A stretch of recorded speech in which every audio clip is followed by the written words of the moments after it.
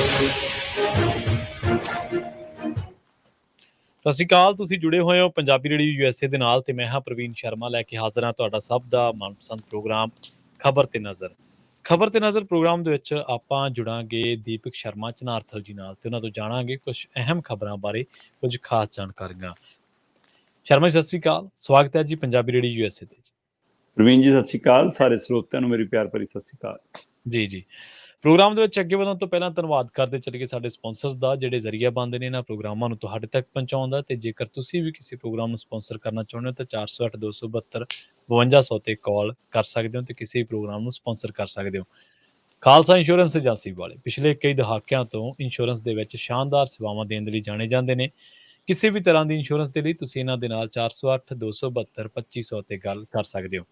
ਟਰਕੀਆਨਾ immigration ਲਾ firm ਵਾਲੇ ਜੇ ਟਰਕੀਆਨਾ ਇਮੀਗ੍ਰੇਸ਼ਨ ਬਾਬਤ ਤੁਹਾਡਾ ਕੋਈ ਸਵਾਲ ਹੈ, ਕੋਈ ਸਲਾਹ ਕਰਨੀ ਹੈ ਤਾਂ 415 909 0503 ਤੇ ਗੱਲ ਕੀਤੀ ਜਾ ਸਕਦੀ ਹੈ।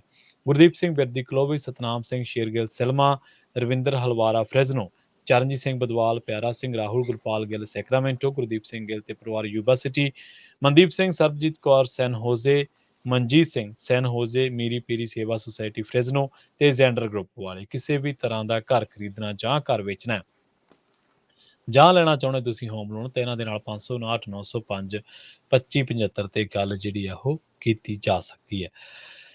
ਸ਼ਰਮਾ ਜੀ ਖਬਰਾਂ ਦੇ ਵੱਲ ਆਈਏ ਤੇ ਸ਼ੁਰੂਆਤ ਕਰੀਏ ਦਿੱਲੀ ਤੋਂ। ਦਿੱਲੀ ਰਾਜਧਾਨੀ ਹੈ ਤੇ ਦਿੱਲੀ ਕਈ ਹੋਰ ਗੱਲਾਂ ਕਰਕੇ ਵੀ ਪੰਜਾਬ ਦੇ ਚੇਤਿਆਂ ਦੇ ਵਿੱਚ ਤੁਰੀ ਫਿਰਦੀ ਰਹਿੰਦੀ ਹੈ। ਦਿੱਲੀ ਦੀ ਮੈਟਰੋ ਦੇ ਵਿੱਚ ਗਿਆਨੀ ਕੇਵਲ ਸਿੰਘ ਨੂੰ ਗਾਤਰੇ ਸਣੇ ਮੈਟਰੋ ਚੜ੍ਹਨ ਤੋਂ ਰੋਕਿਆ। ਸਟੂਡੈਂਟਾਂ ਤੱਕ ਗੱਲ ਸੀਗੀ ਪਹਿਲਾਂ, ਬਾਅਦ ਦੇ ਵਿੱਚ ਪ੍ਰੀਖਿਆਵਾਂ ਤੱਕ ਆ ਗਈ। ਮੈਟਰੋ ਤੇ ਇੱਕ ਪਹਿਲਾਂ ਘਟਨਾ ਵਾਪਰੀ 2-2.5 ਮਹੀਨਿਆਂ ਦੀ ਪਹਿਲਾਂ ਦੀ ਗੱਲ ਹੈ। ਪਰ ਗਿਆਨੀ ਕੇਵਲ ਸਿੰਘ ਕੋਈ ਛੋਟੀ ਮੋਟੀ ਸ਼ਖਸੀਅਤ ਨਹੀਂ ਗੇ, ਉਹਨਾਂ ਨੂੰ ਮੈਟਰੋ ਚੜ੍ਹਨ ਤੋਂ ਰੋਕਣਾ ਬਹੁਤ ਵੱਡੀ ਘਟਨਾ। ਬਿਲਕੁਲ ਪ੍ਰਵੀਨ ਜੀ, ਇਹ ਇੱਕ ਵੱਡੀ ਚਿੰਤਾ ਵਾਲੀ ਗੱਲ ਹੈ ਕਿ ਭਾਰਤ ਦੇ ਵਿੱਚ ਅਸੀਂ ਦੇਸ਼ਾਂ ਵਿਦੇਸ਼ਾਂ 'ਚ ਜਦੋਂ ਇਹ ਗੱਲ ਸੁਣਦੇ ਹਾਂ ਤਾਂ ਕਈ ਵਾਰ ਸਾਨੂੰ ਲੱਗਦਾ ਕਿ ਹਾਂ ਉੱਥੇ ਕਾਨੂੰਨੀ ਤੌਰ ਤੇ ਮਾਨਤਾ ਮਿਲਣ ਤੋਂ ਬਾਅਦ ਵੀ, ਸਰਕਾਰ ਪੱਖੋਂ ਵੀ, ਅਦਾਲਤਾਂ ਪੱਖੋਂ ਵੀ ਮਾਨਤਾ ਮਿਲਣ ਦੇ ਬਾਵਜੂਦ ਵੀ ਜੇਕਰ ਕਈ ਵਾਰ ਘਟਨਾ ਕੋਈ ਵਾਪਰਦੀ ਹੈ ਕਿਸੇ ਮਾਲ ਦੇ ਅੰਦਰ, ਕਿਸੇ ਬਾਜ਼ਾਰ ਦੇ ਅੰਦਰ, ਕਿਸੇ ਗੱਡੀ ਰੇਲਵੇ ਦੇ ਅੰਦਰ, ਤਾਂ ਕਈ ਵਾਰ ਇਹ ਲੱਗਦਾ ਕਿ ਠੀਕ ਹੈ ਉੱਥੇ ਉਹ ਜਾਣਕਾਰੀ ਨਹੀਂ ਪਹੁੰਚੀ ਹੋਣੀ ਜਾਂ ਉਹਨਾਂ ਨੂੰ ਇਸ ਚੀਜ਼ ਬਾਰੇ ਚੇਤਨਤਾ ਨਹੀਂ ਹੈਗੀ। ਪਰ ਭਾਰਤ ਤੇ ਭਾਰਤ ਦੇ ਵੀ ਭਾਰਤ ਦੀ ਰਾਜਧਾਨੀ 'ਚ ਦਿੱਲੀ 'ਚ ਜੇਕਰ ਅਜਿਹੀ ਘਟਨਾ ਵਾਪਰਦੀ ਹੈ ਫਿਰ ਇਹ ਇੱਕ ਮਤਲਬ ਕਿ ਸੋੜੀ ਸੋਚ, ਇੱਕ ਸ਼ਰਾਰਤ, ਇੱਕ ਸਾਜ਼ਿਸ਼, ਫਿਰ ਇਹ ਮਨ ਦੇ ਵਿੱਚ ਭਾਵ ਆਉਂਦੇ ਨੇ। ਔਰ ਜਿਵੇਂ ਤੁਸੀਂ ਗੱਲ ਕੀਤੀ ਕਿ ਬਿਲਕੁਲ ਵਿਦਿਆਰਥੀਆਂ ਨਾਲ ਲਗਾਤਾਰ ਇਹ ਘਟਨਾਵਾਂ ਅਸੀਂ ਦੇਖਦੇ ਹਾਂ ਕਿ ਕੜੇ ਨੂੰ ਲੈ ਕੇ ਵੀ ਸਵਾਲ ਹੁੰਦੇ ਨੇ, ਹੈ ਨਾ, ਕਿ ਕੜਾ ਲਾ ਕੇ ਜਾਓ ਜੀ, ਮਤਲਬ ਪੇਪਰ ਦੇਣ ਜਾਣ ਲੱਗਿਆਂ ਵੀ, ਹੈ ਨਾ, ਬੱਚਿਆਂ ਨੂੰ ਵੀ ਉਹ ਲਗਾਤਾਰ ਅਜਿਹੀਆਂ ਗੱਲਾਂ ਹੁੰਦੀਆਂ ਨੇ। ਪੱਗ ਤੱਕ ਨੂੰ ਕਈ ਥਾਂ ਲੈ ਕੇ ਸਵਾਲ ਖੜੇ ਕੀਤੇ ਜਾਂਦੇ ਨੇ। ਫਿਰ ਉਸ ਨੂੰ ਲੈ ਕੇ ਜਥੇਬੰਦੀਆਂ ਦਾ ਰੋਸਾ ਵੀ ਜਦੇ ਸਾਹਮਣੇ ਆਉਂਦਾ, ਗੁੱਸਾ ਵੀ ਸਾਹਮਣੇ ਆਉਂਦਾ, ਉਹ ਪ੍ਰਤੀਕਰਮ ਆਉਣਾ ਵੀ ਚਾਹੀਦਾ ਹੁੰਦਾ ਹੈ। ਪਰ ਆਹ ਜਿਹੜੀ ਤਾਜ਼ੀ ਘਟਨਾ ਇਹ ਉਸ ਸਮੇਂ ਵਾਪਰੀ ਹੈ ਪ੍ਰਵੀਨ ਜੀ ਜਦੋਂ ਸੁਪਰੀਮ ਕੋਰਟ 5 ਕਕਾਰਾਂ ਨੂੰ ਲੈ ਕੇ ਉਹਨਾਂ ਦੀ ਮਤਲਬ ਕਿ ਉਹਨਾਂ ਦੀ ਮਹੱਤਤਾ ਨੂੰ ਸਾਂਝਾ ਕਰ ਰਹੀ ਸੀ। ਕੱਲ ਹੀ ਸੁਪਰੀਮ ਕੋਰਟ ਦੇ ਅੰਦਰ ਇੱਕ ਪਾਸੇ ਸੁਪਰੀਮ ਕੋਰਟ ਦੇ ਵਿੱਚ 5 ਕਕਾਰਾਂ ਨੂੰ ਲੈ ਕੇ ਜੱਜ ਸਾਹਿਬਾਨ, 2 ਜੱਜਾਂ ਦਾ ਬੈਂਚ ਸੀਗਾ ਤੇ ਉਹ ਦੋਨੇ ਬੈਂਚ ਦੇ ਜੱਜ ਜਦੋਂ ਇਹ ਹਿਜ਼ਾਬ ਮਾਮਲੇ ਦੀ ਸੁਣਵਾਈ ਕਰ ਰਹੇ ਸੀ, ਉੱਥੇ ਵਕੀਲ ਨੇ ਜਦੋਂ ਇਹ ਪੱਖ ਰੱਖਿਆ ਕਿ ਜਨਾਬ 5 ਕਕਾਰਾਂ ਨੂੰ ਵੀ ਤਾਂ ਮਾਨਤਾ ਹੈ, ਤਾਂ ਜੱਜ ਸਾਹਿਬ ਨੇ ਕਿਹਾ ਕਿ ਭਾਈ ਇਹ ਮਾਮਲਾ ਰਲਗੱਟ ਨਾ ਕਰੋ। 5 ਕਕਾਰ ਸਾਡੇ ਹੀ ਸੱਭਿਆਚਾਰ 'ਚੋਂ ਪੂਰੀ ਤਰ੍ਹਾਂ ਜਨਮੇ ਨੇ ਔਰ ਇਸ ਲਈ ਤੁਸੀਂ ਉਸ ਨੂੰ ਇਸ ਤਰ੍ਹਾਂ ਉਹ ਪੂਰੀ ਤਰ੍ਹਾਂ ਅਪਣਾਏ ਹੋਏ ਨੇ ਔਰ ਧਾਰਾ ਦੇ ਹਵਾਲੇ ਨਾਲ ਉਹਨਾਂ ਨੇ ਕਿਹਾ ਕਿ ਧਾਰਾ 23 ਇਸ ਗੱਲ ਦਾ ਅਧਿਕਾਰ ਦਿੰਦੀ ਆ। ਸੋ ਕੱਲ ਸੁਪਰੀਮ ਕੋਰਟ ਦੇ ਵਿੱਚ 5 ਕਕਾਰਾਂ ਦੇ ਅਧਿਕਾਰਾਂ ਨੂੰ ਲੈ ਕੇ ਵੀ, ਉਹਨਾਂ ਦੀ ਮਾਨਤਾ ਨੂੰ ਲੈ ਕੇ ਵੀ ਜੱਜ ਸਾਹਿਬਾਨ ਮਤਲਬ ਕਿ ਗੱਲ ਕਰ ਰਹੇ ਨੇ। ਦੂਏ ਪਾਸੇ ਉਸੇ ਦਿੱਲੀ ਦੇ ਵਿੱਚ ਮੈਟਰੋ ਚੜ੍ਹਨ ਤੋਂ ਸੁਰੱਖਿਆ ਮੁਲਾਜ਼ਮ ਗਿਆਨੀ ਜੀ ਨੂੰ ਬਾਹਰ ਕਰ ਲੈਂਦੇ ਨੇ ਕਿ ਨਹੀਂ ਜੀ ਪਿੱਛੇ ਆ ਜਾਓ, ਤੁਸੀਂ ਨਹੀਂ ਮੈਟਰੋ ਚੜ੍ਹ ਸਕਦੇ। ਗਿਆਨੀ ਕੇਵਲ ਸਿੰਘ ਹੋਰੀ ਤਖਤ ਸ੍ਰੀ ਦਮਦਮਾ ਸਾਹਿਬ ਦੇ ਜਥੇਦਾਰ ਰਹੇ ਨੇ ਤੇ ਇਸ ਮੌਕੇ ਵੀ ਚਿੰਤਕ ਮਤਲਬ ਕਿ ਪੰਜਾਬ ਨੂੰ ਲੈ ਕੇ, ਪੰਥ ਨੂੰ ਲੈ ਕੇ, ਪੰਜਾਬੀਅਤ ਨੂੰ ਲੈ ਕੇ, ਨੌਜਵਾਨੀ ਨੂੰ ਲੈ ਕੇ ਉਹ ਲਗਾਤਾਰ ਚਿੰਤਕ ਧਿਰਾਂ ਨਾਲ ਖੜੇ ਨਜ਼ਰ ਆਉਂਦੇ ਨੇ। ਸੋ ਇਸੇ ਸਮਾਗਮਾਂ ਦੇ ਸੰਬੰਧ ਦੇ ਵਿੱਚ ਕੁਝ ਖਾਸ ਉਚੇਚ ਦੇ ਲਈ ਉਹ ਦਿੱਲੀ ਗਏ ਹੋਏ ਸੀ ਤੇ ਦਿੱਲੀ ਜਦੋਂ ਉਹ ਕਹਿੰਦੇ ਕਿ ਜਿਹੜਾ ਦਵਾਰਕਾ ਮੈਟਰੋ ਸਟੇਸ਼ਨ ਆ ਸੈਕਟਰ 21 ਵਾਲਾ, ਉੱਥੋਂ ਉਹ ਜਿਹੜਾ ਤਿਲਕ ਨਗਰ ਕੰਨੀ ਨੂੰ ਉੱਧਰ ਨੂੰ ਜਾਣ ਲਈ ਜਦੋਂ ਤਿਆਰੀ ਕੀਤੀ ਤਾਂ ਉਹਨੂੰ ਰੋਕ ਲਿਆ। ਕਹਿੰਦੇ ਜੀ ਨਾ, ਤੁਸੀਂ ਆਹ ਲੰਬੀ ਕਿਰਪਾਨ, ਜਿਹੜਾ ਲੰਬਾ ਗਾਤਰਾ, ਇਹ ਪਾ ਕੇ ਨਹੀਂ ਜਾ ਸਕਦੇ। ਉਹ ਕਹਿੰਦੇ ਕਿ ਭਾਈ ਮੈਂ ਪਹਿਲੀ ਵਾਰ ਤਾਂ ਨਹੀਂ ਚੱਲਿਆ, ਮੈਂ ਅੱਗੇ ਵੀ ਜਾਣਾ, ਮੈਂ ਤਾਂ ਪਹਿਲਾਂ ਵੀ ਸਫ਼ਰ ਕਰਦਾ ਨਾ, ਮੈਨੂੰ ਅੱਜ ਤੱਕ ਨਹੀਂ ਰੁਕਿਆ। ਕਹਿੰਦੇ ਨਹੀਂ ਜੀ, ਉਹ ਕਹਿੰਦੇ ਭਾਈ ਮੈਂ ਮੈਟਰੋ ਚੜ੍ਹਨ ਆਇਆ, ਜਹਾਜ਼ ਚੜ੍ਹਨ ਨਹੀਂ ਆਇਆ। ਜੀ। ਉਹ ਕਹਿੰਦੇ ਗਾਹਾਂ ਸੁਰੱਖਿਆ ਕਰਮੀ ਕਹਿੰਦੇ ਜੀ ਹੁਣ ਜਹਾਜ਼ ਵਾਲਾ ਫਾਰਮੂਲਾ ਲਾਗੂ ਹੈ ਇੱਥੇ। ਜਹਾਜ਼ ਦੇ ਵਿੱਚ ਪ੍ਰਵੀਨ ਜੀ ਇੱਕ ਨਿਯਮ ਬਣਾਇਆ ਕਿ 6 ਇੰਚ ਤੋਂ ਵੱਡੀ ਨਹੀਂ ਹੋਣੀ ਚਾਹੀਦੀ। ਸੋ ਹਾਂਜੀ। ਇੱਥੇ ਮਤਲਬ ਕਿ ਕਈ ਸਾਡੇ ਵਿਦਵਾਨ ਜਾਂ ਵੱਡੇ ਜਿਹੜੇ ਪੰਥਕ ਨੁਮਾਇੰਦੇ ਨੇ ਉਹ 8 ਇੰਚ ਜਾਂ 10 ਇੰਚ ਵਾਲੀ ਕਿਰਪਾਨ ਪਹਿਨਦੇ ਨੇ। ਸੋ ਇਸ ਨੂੰ ਲੈ ਕੇ ਉਹ 6 ਇੰਚ ਤੋਂ ਥੋੜੀ ਵੱਡੀ ਸੀ ਤੇ ਉਹ ਕਹਿੰਦੇ ਨਾ ਜੀ 6 ਇੰਚ ਵਾਲੀ ਉਹ ਪਾ ਕੇ ਜਾ ਸਕਦੇ ਹੋ, ਉਹ ਵੀ ਅਸੀਂ ਮਿਣ ਕੇ ਦੇਖਾਂਗੇ ਕਿਤੇ ਬੜੀ ਨਾ ਹੋਵੇ। ਸੋ ਇਹ ਸਥਿਤੀ ਤੱਕ ਸਥਿਤੀ ਆਈ ਤੇ ਆਖਰ ਗਿਆਨੀ ਜੀ ਨੂੰ ਮੈਟਰੋ ਨਹੀਂ ਚੜਨ ਦਿੱਤਾ ਜੀ। ਤੇ ਹੁਣ ਅੱਜ ਮੈਨੂੰ ਮਤਲਬ ਕਿ ਮੈਂ ਸਵੇਰੇ ਵੀ ਜਦੋਂ ਰਾਬਤਾ ਕੀਤਾ ਤਾਂ ਮੈਨੂੰ ਪਤਾ ਲੱਗਿਆ ਕਿ ਹੁਣ ਉਹ ਕਾਨੂੰਨੀ ਰਾਏ ਲੈ ਰਹੇ ਨੇ ਤੇ ਇਸ ਦੇ ਉੱਤੇ ਇਸ ਨੂੰ ਕਾਨੂੰਨੀ ਤੌਰ ਤੇ ਚੈਲੰਜ ਵੀ ਕਰਨਗੇ। ਮੈਂ ਤਾਂ ਹੀ ਕਹਿ ਰਿਹਾ ਕਿ ਤੁਸੀਂ ਮਾਮਲਾ ਦੇਖੋ ਕਿ ਦੂਸਰੇ ਪਾਸੇ ਜਸਟਿਸ ਸੁਧਾਂਸ਼ੂ ਧੁਲੀਆ ਤੇ ਜਸਟਿਸ ਹੇਮੰਤ ਗੁਪਤਾ ਉਹਨਾਂ ਨੇ ਬਕਾਇਦਾ ਕਿਹਾ ਕਿ ਤੁਸੀਂ ਇਸ ਮਾਮਲੇ ਦੇ ਵਿੱਚ ਜਦੋਂ ਹਿਜਾਬ ਦਾ ਪੱਖ ਰੱਖਿਆ ਗਿਆ, ਉਹ ਕਹਿੰਦੇ ਹਿਜਾਬ ਦਾ ਮਸਲਾ ਆਪਣਾ, ਅਸੀਂ ਉਸ ਦੀ ਮਾਨਤਾ ਦੇ ਆਧਾਰ ਤੇ ਵੀ ਬਾਚਾਂਗੇ, ਪਰ ਤੁਸੀਂ ਇਸ ਦੋ ਧਰਮਾਂ ਦੇ ਮਾਨਤਾਵਾਂ ਨੂੰ, ਦੋ ਧਰਮਾਂ ਦੇ ਕਕਾਰਾਂ ਨੂੰ ਉਸ ਨਾਲ ਮਾਨਤਾ ਨਾ ਰਲਗੱਡ ਕਰੋ। ਤੇ ਉਹ ਕਹਿੰਦੇ ਕਿ ਗੈਰ ਵਾਜਬ ਤੁਲਨਾ, ਸੁਪਰੀਮ ਕੋਰਟ ਨੇ ਸੰਵਿਧਾਨ ਜਿਹੜਾ 25 ਆ ਉਹਦਾ ਹਵਾਲਾ ਦਿੱਤਾ, ਮਾਫ ਕਰਨਾ ਮੈਂ 23 ਕਹਿ ਰਿਹਾ ਸੀ, ਸੰਵਿਧਾਨ ਦੀ ਧਾਰਾ 25 ਦਾ ਹਵਾਲਾ ਦਿੰਦਿਆਂ ਉਹਨਾਂ ਨੇ ਕਿਹਾ ਕਿ ਧਾਰਾ 25 ਸਾਨੂੰ ਇਹ ਅਧਿਕਾਰ ਦਿੰਦੀ ਹੈ ਕਿ ਅਸੀਂ 5 ਕਕਾਰ ਪਾ ਕੇ ਜਾ ਸਕਦੇ ਹਾਂ। ਤਾਂ ਉਹਨਾਂ ਦੇ ਵਕੀਲ ਨੇ ਕਿਹਾ ਨਹੀਂ ਜੀ, ਕਹਿੰਦੇ ਉਹਦੇ ਵਿੱਚ ਤਾਂ ਇਕੱਲੇ ਮਤਲਬ ਕਿ ਕਿਰਪਾਨ ਦਾ ਜ਼ਿਕਰ ਆ। ਉਹ ਕਹਿੰਦੇ ਕਿ ਭਾਈ ਬਾਕੀ ਵਾਲਾ ਤਾਂ ਕੋਈ ਮਸਲਾ ਹੀ ਨਹੀਂਗਾ ਕਿ ਤੁਸੀਂ ਇਸ ਤੁਲਨਾ 'ਚ ਕਿਉਂ ਪੈ ਰਹੇ ਹੋ, ਜਦੋਂ ਕਿਰਪਾਨ ਦੀ ਮਾਨਤਾ ਮਿਲ ਗਈ ਬਾਕੀ ਚੀਜ਼ਾਂ ਦਾ ਕੋਈ ਸਵਾਲ ਹੀ ਨਹੀਂ ਰਹਿ ਜਾਂਦਾ। ਸੋ ਇਸ ਲਈ ਕਹਿੰਦੇ ਸੀ ਇਹ ਤੁਲਨਾ ਕਰੋ। ਉੱਧਰ ਉਹ ਕੱਲ ਕਿਰਪਾਨ ਨੂੰ ਲੈ ਕੇ, ਗਾਤਰੇ ਨੂੰ ਲੈ ਕੇ, 5 ਕਕਾਰਾਂ ਨੂੰ ਲੈ ਕੇ ਉਸ ਦੀ ਮਹੱਤਤਾ ਨੂੰ ਸਾਂਝਾ ਕਰ ਰਹੇ ਨੇ ਤੇ ਉਸ ਦੀ ਮਾਨਤਾ ਨੂੰ ਸਾਂਝਾ ਕਰ ਰਹੇ ਨੇ। ਤੇ ਇੱਧਰ ਕੱਲ ਹੀ ਦਿੱਲੀ ਦੇ ਵਿੱਚ ਜਦੋਂ ਇਹ ਘਟਨਾ ਵਾਪਰਦੀ ਆ ਤਾਂ ਉਸ ਨੇ ਇੱਕ ਵਾਰ ਫਿਰ ਸਿੱਖ ਭਾਈਚਾਰੇ ਲਈ ਮਤਲਬ ਫਿਕਰਮੰਦੀ 'ਚ ਖੜਾ ਕੀਤਾ ਕਿ ਕਿਉਂ ਸਰਕਾਰ ਇਹ ਨੋਟੀਫਿਕੇਸ਼ਨ, ਇਹ ਸੁਨੇਹਾ, ਇਹ ਇਕਸਾਰਤਾ ਦੀ ਗੱਲ ਕਿਉਂ ਨਹੀਂ ਪਹੁੰਚਾ ਪਾਉਂਦੀ, ਇਸ ਗੱਲ ਦਾ ਕਿਉਂ ਨਹੀਂ ਥੱਲੇ ਤੱਕ ਪਸਾਰਾ ਅਜੇ ਤੱਕ ਵੀ। ਇਹ ਘਟਨਾਵਾਂ ਸਕੂਲਾਂ 'ਚ, ਪੰਜਾਬ ਵਰਗੇ ਸਕੂਲਾਂ 'ਚ ਵਾਪਰ ਜਾਂਦੀ ਹੈ ਕਈ ਵਾਰ, ਤੇ ਉੱਥੇ ਸ਼ਰਮਸਾਰ ਸਾਨੂੰ ਹੋਣਾ ਪੈਂਦਾ। ਤੇ ਭਾਰਤ ਦੀ ਰਾਜਧਾਨੀ 'ਚ ਵਾਪਰੀ ਇੱਕ ਇੰਨੀ ਵੱਡੀ ਸ਼ਖਸੀਅਤ ਨਾਲ, ਮਾਣਯੋਗ ਸ਼ਖਸੀਅਤ ਨਾਲ ਫਿਰ ਇਹ ਫਿਕਰਮੰਦੀ ਹੈ। ਸੋ ਇਸ ਲਈ ਇਸ ਮਸਲੇ ਦੇ ਉੱਤੇ ਤੁਰੰਤ ਮੈਟਰੋ ਸੈਂਟਰ ਦਾ ਪ੍ਰੋਜੈਕਟ ਹੈ, ਕੇਂਦਰ ਦੇ ਅਧੀਨ ਚੱਲਣ ਵਾਲਾ ਪ੍ਰੋਜੈਕਟ ਹੈ, ਇਸ ਲਈ ਕੇਂਦਰ ਨੂੰ ਇਸ ਮਸਲੇ ਤੁਰੰਤ ਗੌਰ ਕਰਨਾ ਪਏਗਾ ਔਰ ਬਾਕੀ ਸਾਰੇ ਵਿਭਾਗਾਂ ਨੂੰ ਵੀ, ਅਦਾਰਿਆਂ ਨੂੰ ਵੀ, ਸੂਬਿਆਂ ਨੂੰ ਵੀ ਅਜਿਹੀ ਘਟਨਾ ਤੋਂ ਤੁਰੰਤ ਸਿੱਖ ਲੈਣਾ ਚਾਹੀਦਾ।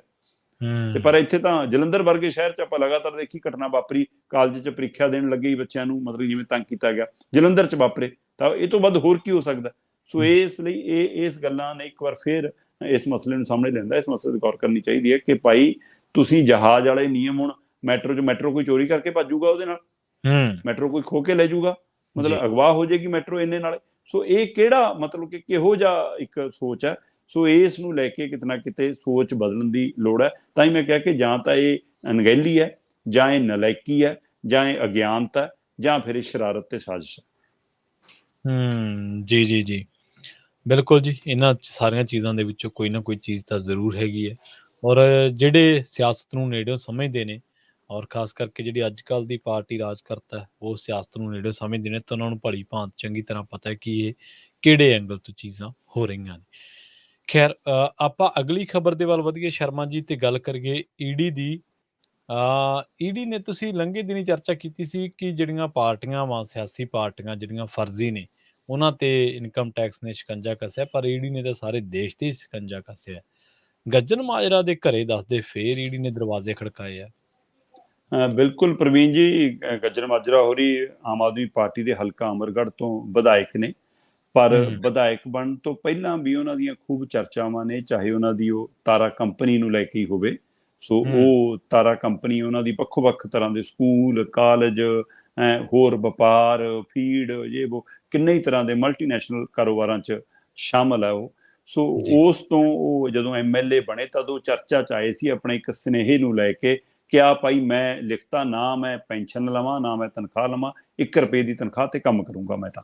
ਸੋ ਉਸ ਨੂੰ ਲੈ ਕੇ ਉਹਨਾਂ ਨੇ ਉਹ ਤਾਰੀਫਾਂ ਬਟੋਰਨੀਆਂ ਚਾਹੀਆਂ, ਪਰ ਉਸ ਦੌਰਾਨ ਹੀ ਜਦੇ ਉਹਨਾਂ ਦਾ ਪੁਰਾਣਾ ਮਾਮਲਾ ਸਾਹਮਣੇ ਆ ਗਿਆ ਕਿ 43 ਕਰੋੜ ਤੋਂ ਵੱਧ ਵਾਲਾ ਜੀ ਇੱਕ ਕਪੜਾ ਖੜਾ ਹੈ ਜੀ, ਉਹ ਬੈਂਕਾਂ ਵਾਲਾ ਮਸਲਾ ਹੈ ਜੀ, ਤੇ ਉਹ ਲੈਣ ਦੇਣ 'ਚ ਬਹੁਤ ਗੜਬੜ ਹੋਈ ਹੈ ਜੀ, ਤੇ ਇਸ ਲਈ ਕਹਿੰਦੇ ਜੀ CBI ਨੇ ਛਾਪਾ ਮਾਰ ਲਿਆ। ਤੇ CBI ਨੇ ਇਹਨਾਂ ਦੇ ਘਰੇ, ਇਹਨਾਂ ਦੀਆਂ ਕੰਪਨੀਆਂ ਤੇ ਛਾਪਾ ਮਾਰਿਆ ਸੀ, ਤੇ ਉਸ ਸਮੇਂ ਦਾਅਵਾ ਕੀਤਾ ਜਾ ਰਿਹਾ ਸੀਗਾ ਕਿ ਬਹੁਤ ਦਸਤਾਵੇਜ਼ ਤੇ 16 ਕਰੋੜ ਦੇ ਕਰੀਬ ਨਗਦ ਰਾਸ਼ੀ ਇਹ ਉਹ ਬਰਾਮਦ ਹੋਈ ਹੈ ਜੀ। ਉਹ ਦਾਅਵੇ ਸੀ, ਉਹ ਤੋਂ ਬਾਅਦ ਉਹ ਤੱਥ ਜੇ ਕਿਤੇ ਸਪਸ਼ਟ ਰੂਪ ਸਾਹਮਣੇ ਨਹੀਂ ਆਏ। ਪਰ ਇੱਕ ਵਾਰ ਫੇਰ ਦੁਬਾਰਾ ਗੱਜਣ ਮਾਜਰਾ ਉਸ ਸਮੇਂ ਚਰਚਾ 'ਚ ਆ ਗਏ ਜਦੋਂ ਈਡੀ ਸਵੇਰੇ 6 ਵਜੇ ਹੀ ਪਹੁੰਚ ਗਈ ਉਹਨਾਂ ਦੇ ਘਰੇ ਵੀ, ਪਿੰਡ 'ਚ ਵੀ, ਪਰਿਵਾਰਕ ਭੈਣ ਭਰਾਵਾਂ ਦੇ, ਰਿਸ਼ਤੇਦਾਰਾਂ ਦੇ ਘਰਾਂ 'ਚ ਵੀ, ਕੰਪਨੀਆਂ ਦੇ ਦਫ਼ਤਰਾਂ 'ਚ ਵੀ, ਵੱਖੋ-ਵੱਖ ਸਕੂਲਾਂ, ਕਾਲਜਾਂ, ਇੰਸਟੀਚਿਊਟ 'ਚ ਵੀ, ਉਹ ਸਾਰਿਆਂ 'ਚ ਪਹੁੰਚ ਗਈ। ਤੇ ਗੱਜਣ ਮਾਜਰਾ ਜੀ ਅਜੇ ਵੀ ਕਹਿ ਰਹੇ ਨੇ ਕਿ ਭਾਈ ਮੈਂ ਸਾਰੀਆਂ ਕੰਪਨੀਆਂ, ਤਾਰਾ ਕੰਪਨੀ ਨਾਂ ਦੀਆਂ ਜਿੰਨੀਆਂ ਮੇਰਾ ਸਾਡਾ ਬਿਜ਼ਨਸ ਸੀ, ਉਹਦੇ ਵਿੱਚੋਂ ਮੈਂ ਬਾਹਰ ਹਾਂ, ਮੇਰਾ ਉਹਦੇ ਨਾਲ ਕੋਈ ਲੈਣ ਦੇਣ ਨਹੀਂ ਹੈ। ਉਹ ਮੇਰੇ ਭਰਾ ਚਲਾਉਣ, ਮੇਰੀ ਟੀਮ ਚਲਾਵੇ, ਹੋਰ ਬੰਦੇ ਚਲਾਉਣ, ਮੇਰਾ ਉਹਦੇ ਨਾਲ ਕੋਈ ਸੰਬੰਧ ਨਹੀਂ ਗਾ ਜੀ।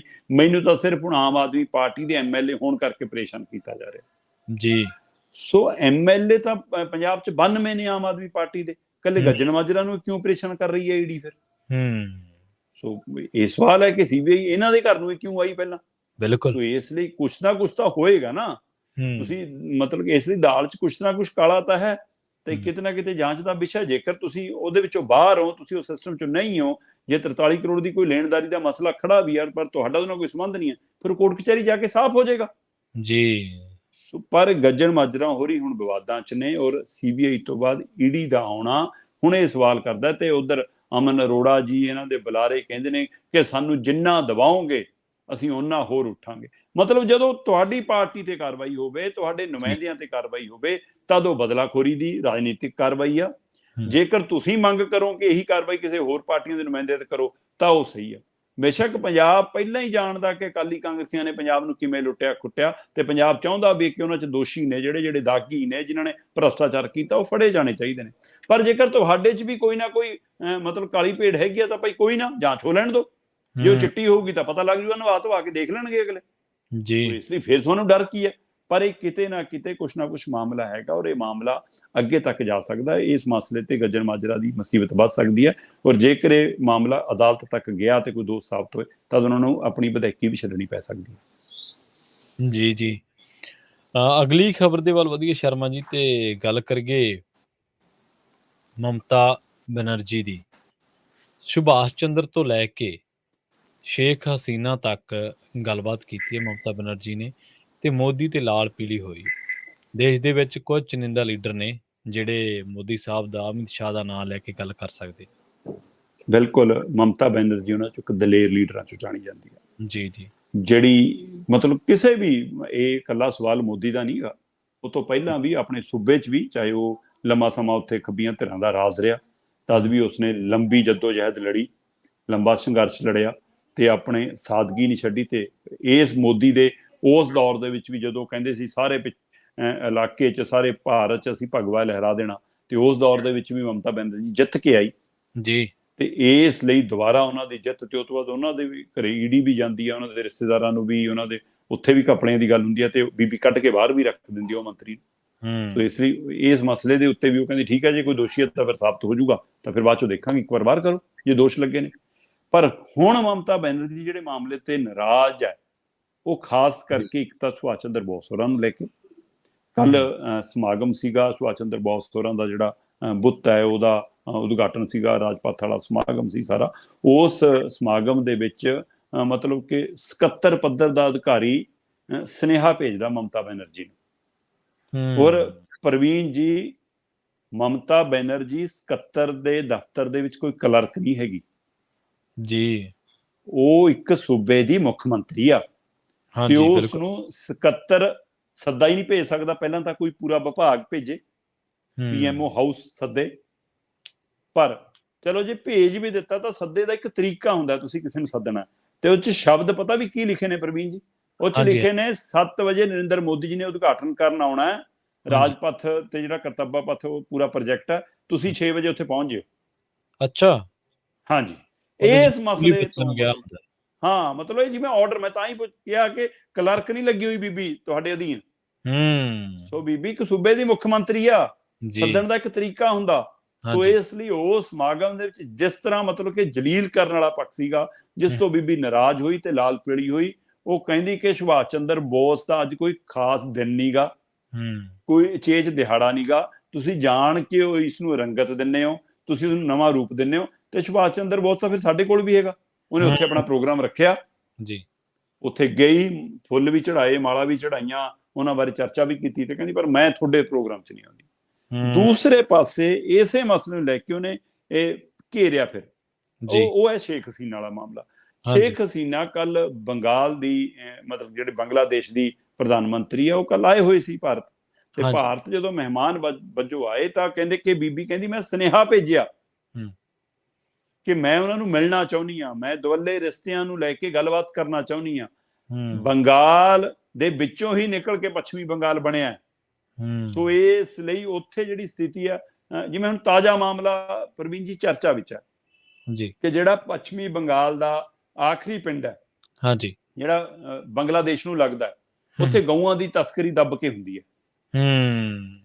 ਮਤਲਬ ਪਿਛਲੇ ਦਿਨਾਂ 'ਚ ਤਾਂ ਇਹ ਸਥਿਤੀ ਰਹੀ ਆ ਕਿ ਅਚਾਨਕ ਰਾਤ ਨੂੰ 1000 ਗਊ ਪ੍ਰਗਟ ਹੁੰਦੀ ਸੀ, 300-400 ਬੰਦਾ ਨਾਲ ਪ੍ਰਗਟ ਹੁੰਦਾ ਸੀ, ਹਲ ਕਰਕੇ ਆਉਂਦੇ ਸੀ ਤੇ ਸਿਕਿਉਰਿਟੀ ਦੇਖਦੀ ਰਹਿ ਜਾਂਦੀ ਸੀ ਜਿਹੜੀ ਬਾਰਡਰ ਤੇ ਖੜੀ ਆ, ਤੇ ਗਊਆਂ ਸਿੱਧੀਆਂ ਨਦੀ 'ਚ ਉਤਰੀਆਂ ਤੇ ਪਾਰ ਗਈਆਂ ਤੇ ਜਦੇ 30,000 ਤੋਂ 1.5 ਲੱਖ ਦੀਆਂ ਹੋ ਗਈਆਂ। 5 ਮਿੰਟ 'ਚ 1000 ਗਊ ਨਦੀ ਪਾਰ ਕਰ ਜਾਂਦੀ ਸੀ ਤੇ ਬੰਗਲਾਦੇਸ਼ ਪਹੁੰਚ ਜਾਂਦੀ ਸੀ। ਤੇ ਹੁਣ ਜਦੋਂ ਸਖਤੀ ਵਧੀ, ਡਰੋਨ ਵਧੇ, ਸਿਸਟਮ ਵਧੇ, ਤੇ ਹੁਣ ਨਵੇਂ ਫਾਰਮੂਲੇ ਵੱਧ ਗਏ। ਹੁਣ ਉਹਨਾਂ ਪਿੰਡਾਂ ਦੇ ਨੇੜੇ ਅਜੇ ਵੀ ਮੰਡੀ ਲੱਗਦੀ ਆ ਜੀ, ਤੇ ਉੱਥੇ ਉਸ ਮੰਡੀ ਤੱਕ ਗਊਆਂ ਦੇ ਲੱਦੇ ਹੋਏ ਟੈਂਪੂ, ਬੱਚਿਆਂ ਦੇ ਲੱਦੇ ਹੋਏ ਟੈਂਪੂ, ਬਛੜੀਆਂ ਦੇ ਲੱਦੇ ਹੋਏ ਟੈਂਪੂ ਪਹੁੰਚਦੇ ਕਿਹਦੀ ਸ਼ਹਿ ਨਾਲ ਨੇ? ਪ੍ਰਸ਼ਾਸਨ, ਅਫਸਰ, ਅਧਿਕਾਰੀ। ਤੇ ਫਿਰ ਉਹ ਗਊਆਂ ਹੁਣ ਕੇਲਿਆਂ ਦੇ ਤਣਿਆਂ ਨਾਲ ਬੰਨ ਕੇ ਪਾਰ ਲੰਘਾਈਆਂ ਜਾਂਦੀਆਂ ਨੇ, ਤੇ ਉਹ 30,000 ਦੀ ਗਊ ਉੱਥੇ 1.5 ਲੱਖ ਦੀ ਵਿਕਦੀ ਆ ਜੀ। ਸੋ ਇਸ ਲਈ ਅਜਿਹੀਆਂ ਜਿਹੜੇ ਮਸਲੇ ਨੇ ਉਹ ਦੋਏ ਮੁਲਕਾਂ 'ਚ ਵਿਚਾਰੇ ਜਾਣੇ ਚਾਹੀਦੇ ਨੇ। ਤੇ ਉਹਦੇ ਲਈ ਪ੍ਰਧਾਨ ਮੰਤਰੀ ਨੂੰ ਚਾਹੀਦਾ ਸੀ ਕਿ ਉਹ ਸੂਬੇ ਦੇ ਮੁੱਖ ਮੰਤਰੀ ਨੂੰ ਬੁਲਾਉਂਦੇ। ਉੱਥੇ ਹੋਰ ਜਿਹੜਾ ਮਸਲਾ ਮਤਲਬ ਕਿ ਖੜਾ ਜੀ, ਉਧਰੋਂ ਇੱਧਰ ਘੁਸਪੈਠੀ ਆਉਂਦੇ ਨੇ ਜੀ, ਉਧਰੋਂ ਇੱਧਰ ਚੀਜ਼ਾਂ ਆ ਜਾਂਦੀਆਂ ਨੇ ਜੀ, ਲੋਕ ਇੱਧਰੋਂ ਆ ਕੇ ਉਧਰੋਂ ਆ ਕੇ ਰਹਿ ਰਹੇ ਨੇ ਜੀ, ਕਿੰਨੇ ਹੀ ਮਸਲੇ ਨੇ ਬੰਗਾਲ ਦੇ ਔਰ ਮਤਲਬ ਪੱਛਮੀ ਬੰਗਾਲ ਦੇ ਔਰ ਬੰਗਲਾਦੇਸ਼ ਦੇ। ਸੋ ਉਹਨਾਂ ਦੇ ਵਿੱਚ ਤੇ ਦੂਸਰੇ ਪਾਸੇ ਮਮਤਾ ਬੈਨਰਜੀ ਕਹਿੰਦੀ ਕਿ ਮੇਰਾ ਚੰਗਾ ਰਾਬਤਾ ਹੈ ਬੀਬੀ ਨਾਲ, ਸ਼ੇਖ ਹਸੀਨਾ ਨਾਲ ਮੇਰਾ ਚੰਗੀ ਸਾਂਝ ਹੈ, ਸੋ ਅਸੀਂ ਇੱਕ ਦੂਏ ਨੂੰ ਜਾਣਦੇ ਪਹਿਚਾਣਦੇ ਇਸ ਲਈ। ਤੇ ਇੱਧਰ PMO ਹਾਊਸ ਕੀ ਕਹਿੰਦਾ ਕਿ ਜਦੋਂ ਵਿਦੇਸ਼ੀ ਮਹਿਮਾਨ ਆਉਂਦੇ ਨੇ ਤਦ ਉੱਥੇ ਮੁੱਖ ਮੰਤਰੀਆਂ ਨੂੰ ਨਹੀਂ ਬੁਲਾਇਆ ਜਾਂਦਾ ਹੁੰਦਾ, ਉੱਥੇ ਮੁੱਖ ਮੰਤਰੀਆਂ ਲਈ ਕੋਈ ਵੀ ਥਾਂ ਨਹੀਂ। ਸੋ ਇਸ ਲਈ ਫਿਰ ਬੀਬੀ ਤੜਫੀ ਵੀ, ਬੀਬੀ ਭੜਕੀ ਵੀ, ਬੀਬੀ ਲਾਲ ਪੀਲੀ ਵੀ ਹੋਈ, ਤੇ ਬੀਬੀ ਨੇ ਫਿਰ ਮੋਦੀ ਜੀ ਨੂੰ ਸਿੱਧਾ ਕਹਿਤਾ, ਕਹਿੰਦੇ ਤਿਆਰ ਰਹੋ, ਫਿਰ ਨਤੀਸ਼ ਵੀ ਹੈ, ਲਾਲੂ ਵੀ, ਝਾਰਖੰਡ ਵਾਲੇ ਵੀ, ਸਾਰੇ ਫਿਰ ਅਸੀਂ ਇੱਕ ਮੰਚ ਤੇ ਨਜ਼ਰ ਆਵਾਂਗੇ 24 ਨੂੰ, ਤਿਆਰ ਰਹੋ। ਸੋ ਬੀਬੀ ਕਹਿੰਦੀ ਤੁਹਾਨੂੰ ਤੁਹਾਡੀਆਂ 300 ਸੀਟਾਂ ਦਾ ਲਾਲਚ ਹੀ ਇਹ ਹੰਕਾਰ ਹੈ ਤੁਹਾਡਾ, ਕਹਿੰਦੀ ਤੁਹਾਨੂੰ ਲੈ ਬੈਠੂਗਾ, ਤੁਸੀਂ ਦੇਸ਼ ਨੂੰ ਕੁਚਲਣ ਤੁਰੇ ਹੋ, ਤੁਸੀਂ ਦੇਸ਼ ਨਾਲ ਧੱਕਾਸ਼ਾਹੀ ਕਰ ਰਹੇ ਹੋ, ਅਸੀਂ ਸਾਰੀਆਂ ਧਿਰਾਂ ਹੁਣ ਆਪਣਾ ਹੰਕਾਰ, ਈਗੋ ਛੱਡ ਕੇ, ਕਹਿੰਦੀ ਮੈਂ ਜਾਊਂਗੀ ਉਹਨਾਂ ਦੇ ਨਾਲ, ਮੈਂ ਖੜੂਗੀ ਨਤੀਸ਼ ਦੇ ਨਾਲ। ਸੋ ਇਸ ਲਈ ਇਸ ਮਸਲੇ ਤੇ ਜੇਕਰ ਇਹ ਧਿਰਾਂ ਇਕੱਠੀਆਂ ਹੁੰਦੀਆਂ ਨੇ ਤਾਂ ਇਹ ਬੀਜੇਪੀ ਲਈ ਚੈਲੰਜ ਹੋ ਸਕਦੀਆਂ ਨੇ। ਇਸੇ ਤਰ੍ਹਾਂ ਜਿਵੇਂ ਹੁਣ ਰਾਹੁਲ ਗਾਂਧੀ ਤੁਰੇ ਨੇ ਭਾਰਤ ਜੋੜੋ ਯਾਤਰਾ ਲੈ ਕੇ, ਜੇਕਰ ਉਹ ਵੀ ਆਪਣੀ ਈਗੋ ਛੱਡ ਦੇਣ, ਔਰ ਬਾਕੀ ਵਿਰੋਧੀ ਦਲ ਵੀ, ਛੋਟੇ ਦਲਾਂ ਦੇ ਵਿੱਚ ਹੰਕਾਰ ਬਹੁਤ ਬੜਾ ਹੈ। ਉਹ ਆਗੂ ਹਮੇਸ਼ਾ ਆਪਣੇ ਆਪ ਨੂੰ ਜਦੋਂ ਇਕੱਠੇ ਹੁੰਦੇ ਨੇ ਤਾਂ ਇਹ ਮੰਨ ਕੇ ਇਕੱਠੇ ਹੁੰਦੇ ਨੇ ਕਿ ਮੈਂ ਤਾਂ PM ਦਾ ਦਾਅਵੇਦਾਰ ਹਾਂ, ਬਾਕੀ ਮੰਤਰਾਲੇ ਵੰਡ ਲਓ ਤੁਸੀਂ। ਬਿਲਕੁਲ ਏਦਾਂ ਹੀ। ਸੋ ਇੱਥੇ ਹੀ ਆ ਕੇ ਲੜਾਈ ਮੁੱਕ ਜਾਂਦੀ ਹੈ। ਇਸ ਮੌਕੇ ਜਿਵੇਂ ਆ ਸਮਰਪਣ, ਚਾਹੇ ਉਹ ਗੁੱਸੇ 'ਚ ਆ ਕੇ ਦਿਖਾਇਆ ਮਮਤਾ ਬੈਨਰਜੀ ਨੇ, ਜਿਹੜਾ ਇਹ ਦਿਖਾਇਆ ਕਿ ਮੈਂ ਖੜੂੰਗੀ ਨਤੀਸ਼ ਨਾਲ, ਜੋ ਫੈਸਲਾ ਹੋਊਗਾ ਅਸੀਂ ਇਕੱਠੇ ਕਰਾਂਗੇ। ਹੁਣ ਅਜਿਹਾ ਸਮਰਪਣ ਜੇਕਰ ਰਾਹੁਲ ਗਾਂਧੀ ਵੀ ਦਿਖਾ ਦੇਣ, ਸ਼ਰਦ ਪਵਾਰ ਵੀ ਦਿਖਾ ਦੇਣ, ਚੰਦਰ ਬਾਬੂ ਨਾਇਡੂ ਵੀ ਦਿਖਾ ਦੇਣ, ਲਾਲੂ ਦਾ ਟੱਬਰ ਵੀ ਦਿਖਾ ਦੇਵੇ, ਯਾਦਵਾਂ ਦਾ ਟੱਬਰ ਵੀ ਦਿਖਾ ਦੇਵੇ, ਤੇ ਫਿਰ ਮਸਲਾ ਹੱਲ ਹੋ ਸਕਦਾ। ਇਸ ਲਈ ਇਸ ਘਟਨਾਕ੍ਰਮ, ਚਾਹੇ ਉਹ ਸੁਭਾਸ਼ ਚੰਦਰ ਬੋਸ ਵਾਲਾ ਮਾਮਲਾ, ਚਾਹੇ ਉਹ ਸ਼ੇਖ ਹਸੀਨਾ ਵਾਲਾ ਮਾਮਲਾ, ਇਹਨਾਂ ਮਸਲਿਆਂ ਨੇ ਕਿਤੇ ਨਾ ਕਿਤੇ ਮਮਤਾ ਬੈਨਰਜੀ ਦੇ ਵਿੱਚ ਇੱਕ ਹੋਰ ਰੋਸਾ ਵੀ ਪੈਦਾ ਕਰ ਦਿੱਤਾ, ਇੱਕ ਹੋਰ ਤੜਫ ਵੀ ਪੈਦਾ ਕਰ ਦਿੱਤੀ ਹੈ, ਔਰ ਜਿਹੜੀ ਉਹਨਾਂ ਨੂੰ ਵਿਰੋਧੀ ਤੌਰ ਤੇ ਲੀਡਰਾਂ ਦੀ ਭੂਮਿਕਾ ਦੇ ਵਿੱਚ ਹੋਰ ਵੱਡਾ ਕਰ ਸਕਦੀ ਹੈ। ਹੁਣ ਉਹ ਹੋਰ ਤਕੜੀ ਹੋ ਕੇ ਭੂਮਿਕਾ ਨਿਭਾ ਸਕਦੀ ਹੈ। ਇਹਦੇ ਨਾਲ ਨਤੀਸ਼ ਤੇ ਉਹਦੀ ਟੀਮ ਨੂੰ ਵੀ ਬਲ ਮਿਲੇਗਾ। ਕਈ ਵਾਰੀ ਨਾ ਛੋਟੀ ਜਿਹੀ ਠੋਕਰ ਇੱਕ ਬਹੁਤ ਵੱਡੀ ਘਟਨਾ ਨੂੰ ਜਨਮ ਦੇ ਦਿੰਦੀ ਹੈ। ਬਿਲਕੁਲ। ਜਗਰੂਪ ਗਿੱਲ ਕਾਂਗਰਸ ਦੇ ਵਿੱਚ ਸੀਗੇ, ਤੇ ਬਠਿੰਡੇ ਦਾ ਮੇਅਰ ਜਗਰੂਪ ਗਿੱਲ ਦੀ ਮਰਜ਼ੀ ਨਾਲ ਨਹੀਂ ਬਣਾਇਆ, ਕਿਉਂਕਿ ਖਜ਼ਾਨਾ ਮੰਤਰੀ ਸਾਹਿਬ ਦਾ ਆਪਦਾ ਕੌਂਸਟੀਚੁਐਂਸੀ ਸੀ, ਉੱਤੋਂ ਖਜ਼ਾਨਾ ਮੰਤਰੀ ਜਗਰੂਪ ਗਿੱਲ ਜੀ ਆਮ ਆਦਮੀ ਪਾਰਟੀ ਜੁਆਇਨ ਕਰ ਗਏ, ਧੋਬੀ ਪੱਟ ਕੇ ਮਾਰਿਆ ਉਸੇ ਖਜ਼ਾਨਾ ਮੰਤਰੀ ਨੂੰ। ਇਹ ਚੀਜ਼ਾਂ ਹੁੰਦੀਆਂ ਨੇ ਕਈ ਵਾਰੀ, ਇਹਦੀ ਚੋਟ। ਇਹ ਆਪਾਂ ਇਹ ਨਹੀਂ ਕਹਿੰਦੇ ਕਿ ਜਗਰੂਪ ਗਿੱਲ ਬਹੁਤ ਵਧੀਆ MLA ਸਾਬਤ ਹੋਣਗੇ, ਸਵਾਲ ਹੀ ਨਹੀਂਗਾ। ਬਿਲਕੁਲ, ਪਰ ਗਰੰਟੀ ਇਸ ਗੱਲ ਦੀ ਵੀ ਨਹੀਂ ਵੀ ਤੁਸੀਂ ਸਦੀਵੀ ਹੈ, ਚੀਜ਼ਾਂ ਬੋਲਦੀਆਂ ਰਹਿੰਦੀਆਂ। ਔਰ ਇਹ ਗੱਲ ਹੈਗੀ ਹੈ ਕਿ ਕਿਸੇ ਵੀ ਵੱਡੀ ਘਟਨਾ ਨੂੰ ਜਦੋਂ ਕੋਈ ਵੱਡੀ ਘਟਨਾ ਦਾ ਜਿਹੜਾ ਕਾਰਨ ਬਣਦਾ, ਉਹ ਕਈ ਵਾਰੀ ਛੋਟਾ ਹੁੰਦਾ ਪਰ ਉਹ ਇੰਪੈਕਟ। ਬਿਲਕੁਲ। ਮੈਂ ਪ੍ਰਵੀਨ ਜੀ ਸਿੱਧੂ ਮੂਸੇਵਾਲੇ ਨੂੰ ਇੱਕ ਪ੍ਰੋਗਰਾਮ 'ਚ ਸੁਣ ਰਿਹਾ ਸੀ ਚੋਣਾਂ ਤੋਂ ਬਾਅਦ ਜੀ, ਉਹ ਕਹਿੰਦਾ ਬਾਈ ਮੈਂ ਹਾਰਿਆ, ਮੈਨੂੰ ਸਾਰੇ ਜਾਣਦੇ, ਜਿਹੜਾ ਜਿੱਤੇ ਉਹਨੂੰ ਜਾਣਦੇ ਹੋ। ਕਹਿੰਦਾ ਮੈਂ ਫੇਰ ਵੀ ਕਹਿੰਦਾ ਪਿੰਡ ਵਾਲਿਆਂ ਨੂੰ ਕਹਿ ਕੇ ਆਇਆ, ਆਪਣੇ ਇਲਾਕੇ ਵਾਲਿਆਂ ਨੂੰ, ਕਿ ਬਾਈ ਜਿੱਥੇ ਤੁਹਾਡੇ ਵਾਲੇ ਜਿੱਤੇ ਵੇ ਦਾ ਹੱਥ ਖੜੇ ਹੋ ਜਾਣ ਉੱਥੇ ਮੈਨੂੰ ਬੁਲਾ ਲਿਓ। ਪਰ ਉਹਨੇ ਨਾਲ ਜਿਹੜੀ ਗੱਲ ਕਹੀ ਉਹ ਮੈਨੂੰ ਬੜੀ ਕਮਾਲ ਦੀ ਲੱਗੀ। ਉਹ ਕਹਿੰਦਾ ਅੱਜ ਜਿਹੜੇ ਪੰਜਾਬ ਦੇ ਮੁੱਖ ਮੰਤਰੀ ਨੇ ਪਹਿਲੀ ਚੋਣ 'ਚ ਉਹਨਾਂ ਦੀ ਜ਼ਮਾਨਤ ਜ਼ਬਤ ਹੋ ਗਈ ਸੀ, ਕਹਿੰਦਾ ਤਾਂ ਵੀ ਮੁੱਖ ਬਿਲਕੁਲ, ਮੰਤਰੀ ਬਣੇ ਨਾ, ਤੇ ਕਹਿੰਦਾ ਬਿਲਕੁਲ। ਮੇਰੀ ਤਾਂ ਜ਼ਮਾਨਤ ਵੀ ਜ਼ਬਤ ਨਹੀਂ, ਮੈਨੂੰ ਤਾਂ 40,000 ਵੋਟ ਵੀ ਪਈ ਆ। ਹੂੰ। ਸੋ ਇਸ ਲਈ ਕਈ ਵਾਰ ਅਸੀਂ ਜਿਸ ਨੂੰ ਫੁੱਲ ਸਟਾਪ ਸਮਝ ਲੈਂਦੇ ਹਾਂ, ਹਾਂਜੀ। ਉਹ ਸ਼ੁਰੂਆਤ ਦਾ ਇੱਕ ਮਤਲਬ ਕਿ ਜੁਗਨੂ ਦਾ ਥਾਂ ਵੀ ਹੋ ਸਕਦਾ ਉਹ। ਬਿਲਕੁਲ, ਇੱਥੇ ਫਿਰ ਗੱਲ ਇੱਕ ਹੋਰ ਯਾਦ ਕਰਾਤੀ ਤੁਸੀਂ। ਇਹ ਲਹਿਰੇ ਗਾਗੇ ਦੀ ਚੋਣ ਆ ਜਦੋਂ ਜ਼ਮਾਨਤ ਜ਼ਬਤ ਹੋਈ ਸੀ ਤੇ ਭੱਠਲ ਜਾਂ ਬੀਬੀ। ਬਿਲਕੁਲ ਬੀਬੀ ਭੱਠਲ ਦੇ ਖਿਲਾਫ ਹਾਂਜੀ, ਕੰਧਾਂ ਦੇ ਭੱਠਲ। ਉੱਤੇ ਖੜ ਕੇ ਭਾਸ਼ਣ ਦਿੰਦੇ ਆਪਾਂ। ਬਿਲਕੁਲ ਬਿਲਕੁਲ ਬਿਲਕੁਲ ਬਿਲਕੁਲ, ਤੇ ਬਿਲਕੁਲ। ਉਦੋਂ ਬੀਬੀ ਜੀ ਕਹਿੰਦੇ ਹੁੰਦੇ ਸੀ, ਕਹਿੰਦੇ ਇਹ ਰਾਜਨੀਤੀ ਹੈ ਨਾ ਜਿਹੜੀ, ਇਹ ਨੱਚਣ ਗਾਉਣ ਵਾਲਿਆਂ ਦਾ ਕੰਮ ਨੀਗਾ। ਬੀਬੀ ਨੇ ਤਾਂ ਇੱਕ ਹਾਂ ਲਫ਼ਜ਼ ਹੋਰ ਵਰਤਿਆ ਸੀਗਾ, ਖੈਰ ਆਪਾਂ ਉਹ ਨਹੀਂ ਹਾਂ ਬਿਲਕੁਲ ਵਰਤਦੇ। ਬਿਲਕੁਲ ਬਿਲਕੁਲ ਤੇ ਬਿਲਕੁਲ। ਉਹ ਫਿਰ ਜਦੋਂ ਮੁੱਖ ਮੰਤਰੀ ਬਣੇ ਮਾਨ ਸਾਹਿਬ, ਫਿਰ ਸਭ ਤੋਂ ਪਹਿਲਾਂ ਕੋਠੀ ਬੀਬੀ ਦੀ ਖਾਲੀ ਹੋਈ। ਨਹੀਂ, ਕੇਜਰੀਵਾਲ ਨੂੰ ਵੀ ਐਂ ਕਹਿੰਦੇ ਸੀ ਜਦੋਂ ਜੀ। ਮਤਲਬ ਅੰਨਾ ਹਜ਼ਾਰਾ ਅੰਦੋਲਨ ਚੱਲਿਆ ਸੀ ਨਾ, ਕਿ ਜੇਕਰ ਤੁਹਾਨੂੰ ਐ ਅੰਦੋਲਨ ਕਰਨਾ ਆਸਾਨ ਹੈ, ਦੇਸ਼ ਹੂੰ, ਚਲਾਉਣਾ ਕਿਵੇਂ ਔਖਾ, ਸੰਸਦ ਬਣ ਕੇ ਦੇਖ ਲਓ ਜਾਂ ਲੜ ਕੇ ਹਾਂਜੀ। ਦੇਖ ਲਓ ਚੋਣਾਂ। ਤੋ ਹੂੰ, ਇਸ ਲਈ ਕਈ ਵਾਰ ਚੈਲੰਜ ਕੀਤੇ ਫਿਰ ਭਾਰੀ ਪੈ ਜਾਂਦੇ ਨੇ। ਬਿਲਕੁਲ ਪੈਂਦੇ ਨੇ, ਸਹੀ ਹੈ ਤੁਹਾਡੀ ਗੱਲ। ਅਗਲੀ ਖਬਰ ਦੇ ਵੱਲ ਵਧੀਏ ਸ਼ਰਮਾ ਜੀ, ਤੇ ਗੱਲ ਕਰੀਏ ਜਿਹਦੀ ਤੁਸੀਂ ਜ਼ਿਕਰ ਕਰਕੇ ਵੀ ਹਟੇ ਹੋ, ਵੇਚਦੀ ਛੋਹ ਕੇ ਹਟੇ ਹੋ, ਰਾਜ ਪਥ ਤੋਂ ਕਰਤੱਵ ਪਥ। ਇਹ ਬਿਲਕੁਲ। ਇਤਿਹਾਸ ਬਦਲਿਆ ਹੈ ਕਿ ਇਤਿਹਾਸ ਕੋਈ ਸਿਰਜਿਆ? ਦੇਖੋ, ਜੇਕਰ ਇਹਦੇ ਕਈ ਪਹਿਲੂਆਂ ਤੋਂ ਤੁਸੀਂ ਸਮਝਣਾ ਹੋਵੇ ਜੀ। ਤਾਂ ਇੱਕ ਪਾਸੇ ਲੱਗਦਾ ਹੈ ਕਿ ਇਹ ਕਦਮ ਬਹੁਤ ਸਹੀ ਹੈ, ਜੀ, ਜੀ, ਦੂਸਰੇ ਪਾਸੇ ਲੱਗਦਾ ਕਿ ਤੁਸੀਂ ਸਾਰਾ ਕੁਝ ਪੁਰਾਤਨ ਇਤਿਹਾਸ ਦੇ ਉੱਤੇ ਮਿੱਟੀ ਫੇਰ ਰਹੇ ਜੀ। ਹੋ। ਰਾਜਪਥ ਇਹ ਕਹਿੰਦੇ ਕਿ ਗੁਲਾਮੀ ਦਾ ਪ੍ਰਤੀਕ ਸੀਗਾ, ਜਾਂ ਇਹਦੇ ਨਾਲ ਨਾਲ ਜੇਕਰ ਤੁਸੀਂ ਮਤਲਬ ਕਿ ਗੱਲ ਕਰੋ ਤਾਂ ਮੈਂ ਦੇਖ ਰਿਹਾ ਸੀਗਾ ਕਿ ਚਾਹੇ ਉਹ ਰੇਸ ਕੋਰਸ ਰੋਡ ਹੈ, ਉਹਦਾ ਨਾਮ ਬਦਲ ਕੇ ਜਿਵੇਂ ਲੋਕ ਕਲਿਆਣ ਮਾਰਗ ਰੱਖਤਾ, ਜੀ, ਰਾਜਪਥ ਦਾ ਨਾਮ ਹੁਣ ਕਰਤੱਵਿਆ ਪਥ ਰੱਖ ਦਿੱਤਾ। ਇਸੇ ਤਰ੍ਹਾਂ ਦਾ ਗਣਤੰਤਰ ਦਿਵਸ ਪਰੇਡ ਹੈ ਜਿਹੜੀ, ਉਹਦੇ ਵਿੱਚ ਹੁਣ ਭਾਰਤੀ ਸੰਗੀਤ ਵੱਜੇਗਾ, ਵਿਦੇਸ਼ੀ ਅੰਗਰੇਜ਼ਾਂ ਵਾਲਾ ਸੰਗੀਤ ਨਹੀਂ ਵੱਜੇਗਾ। ਸੋ ਆਹ ਬਦਲਾ ਚੰਗਾ ਲੱਗਦਾ। ਇਸੇ ਤਰ੍ਹਾਂ ਜਿਵੇਂ ਸਮੁੰਦਰੀ ਫੌਜ ਦੇ ਨਿਸ਼ਾਨ ਦੇ ਉੱਤੇ ਉਹਨਾਂ ਦਾ ਚਿੰਨ੍ਹ ਸੀਗਾ, ਉੱਥਾਂ ਤੇ ਹੁਣ ਸ਼ਿਵਾਜੀ ਦਾ ਚਿੰਨ੍ਹ ਲਿਆਂਦਾ ਗਿਆ। ਬਜਟ ਦਾ ਸਮਾਂ, ਤਰੀਕ ਹੁਣ ਆਪਣੇ ਹਿਸਾਬ ਨਾਲ, ਰਾਸ਼ਟਰੀ ਸਿੱਖਿਆ ਨੀਤੀ ਦੇ ਹਿਸਾਬ ਨਾਲ। ਸੋ ਆਹ ਸਾਰੀਆਂ ਜਿਹੜੀਆਂ ਚੀਜ਼ਾਂ ਸਾਹਮਣੇ ਆ ਰਹੀਆਂ, ਉਹਦੇ ਨਾਲ ਕਈ ਵਾਰ ਲੱਗਦਾ ਕਿ ਇਹ ਸਹੀ ਕਦਮ ਵੀ ਨੇ ਕਾਫੀ ਹੱਦ ਤੱਕ। ਜਿਹੜੀਆਂ ਚੀਜ਼ਾਂ ਸਾਨੂੰ ਮਤਲਬ ਕਿ ਅੰਗਰੇਜ਼ਾਂ ਦੀ ਗੁਲਾਮੀ ਦਾ ਪ੍ਰਤੀਕ, ਜਿਵੇਂ ਆਪਣੀ ਪੁਲਿਸ ਵਾਲੀ ਵਰਦੀ ਨੂੰ ਲੈ ਕੇ ਲੰਮਾ ਸਮਾਂ ਰਿਹਾ ਕਿ ਉਹ ਜਿਹੜੀ ਉਹ ਝਾਲਰ ਲਮਕਦੀ, ਆਪਾਂ ਉਹਨਾਂ ਦੀਆਂ ਉਹ ਪੱਗਾਂ ਬੰਨਣੀਆਂ ਪੈਂਦੀਆਂ ਸਾਨੂੰ, ਉਹ ਗੁਲਾਮੀ ਦਾ ਪ੍ਰਤੀਕ, ਇਹਨਾਂ ਨੂੰ ਬਦਲ ਲੈਣਾ ਚਾਹੀਦਾ। ਸੋ ਕਿਤੇ ਕਿਤੇ ਉਹ ਲੱਗਦਾ। ਪਰ ਦੂਸਰੇ ਪਾਸੇ ਮੈਨੂੰ ਇਹ ਵੀ ਲੱਗਦਾ ਕਿ ਇਹ ਚੀਜ਼ਾਂ ਤੁਹਾਨੂੰ ਤੁਹਾਡੇ ਹਮਲਿਆਂ ਦੀ ਵੀ ਯਾਦ ਦਿਵਾਉਂਦੀ ਹੈ, ਤੁਹਾਨੂੰ ਤੰਗ ਕਰਨ ਦੀ, ਤੁਹਾਨੂੰ ਗੁਲਾਮ ਰੱਖਣ ਦੀ ਕੋਸ਼ਿਸ਼ਾਂ ਨੂੰ ਵੀ ਯਾਦ ਕਰਨ। ਇਸ ਲਈ ਇਹਨਾਂ ਚੀਜ਼ਾਂ ਦਾ ਜਿਉਂਦਿਆਂ ਰਹਿਣਾ ਵੀ ਜ਼ਰੂਰੀ ਹੁੰਦਾ। ਜਿਵੇਂ ਆਪਾਂ ਹੁਣ ਜਲਿਆਂਵਾਲੇ ਬਾਗ ਗੋਲੀਆਂ ਤੱਕ ਦੇ ਨਿਸ਼ਾਨ ਸਾਂਭ ਕੇ ਰੱਖੇ ਨੇ, ਕੱਲ ਨੂੰ ਕਹੀਏ ਕਿ ਪੀੜ ਦਿੰਦੇ ਆ ਤਾਂ ਮਿਟੇ ਦਿਓ। ਸੋ ਇਹਨਾਂ ਨੇ ਤਾਂ ਜੀ, ਉੱਥੇ ਇਤਿਹਾਸ ਬਦਲਣ ਦੀ ਕੋਸ਼ਿਸ਼ ਕੀਤੀ, ਉੱਥੇ ਫੋਟੋਆਂ ਤੱਕ ਬਦਲਤੀਆਂ, ਰੂਪਰੇਖਾ ਤੱਕ ਬਦਲਤੀ, ਉਹ ਪਿਕਨਿਕ ਸਪੋਟ ਬਣਾਤਾ। ਸੋ ਹਾਂਜੀ, ਇਸ ਕੱਲ ਨੂੰ ਇਹ ਕਹਿਣ ਕਿ ਨਹੀਂ ਜਲਿਆਂਵਾਲਾ ਬਾਗ ਸਾਨੂੰ ਸ਼ਬਦ ਪੀੜ ਦਿੰਦਾ, ਇਸ ਲਈ ਜਲਿਆਂਵਾਲਾ ਬਾਗ ਹੀ ਬਦਲ ਦਿਓ। ਕੱਲ ਨੂੰ ਇਹ ਕਹਿਣ ਕਿ ਨਹੀਂ 84 ਸ਼ਬਦ ਨਹੀਂ ਵਰਤਣਾ ਕਿਉਂਕਿ ਇਹਦੇ ਨਾਲ ਯਾਦ ਆਉਂਦੀ, ਅਸੀਂ 84 ਸ਼ਬਦ ਹਟਾ ਰਹੇ ਹਾਂ। ਸੋ ਇਹ ਚੀਜ਼ਾਂ ਮਨਜ਼ੂਰ ਨਹੀਂ ਨਾ ਹੋ ਸਕਦੀਆਂ। ਸੋ ਇਸ ਲਈ ਉਸ ਸਥਿਤੀ 'ਚ ਕਈ ਵਾਰ ਇਹ ਲੱਗਦਾ ਕਿ ਇਹ ਸਿਰਫ ਰਾਜਨੀਤਿਕ ਡਰਾਮਾ ਹੈ।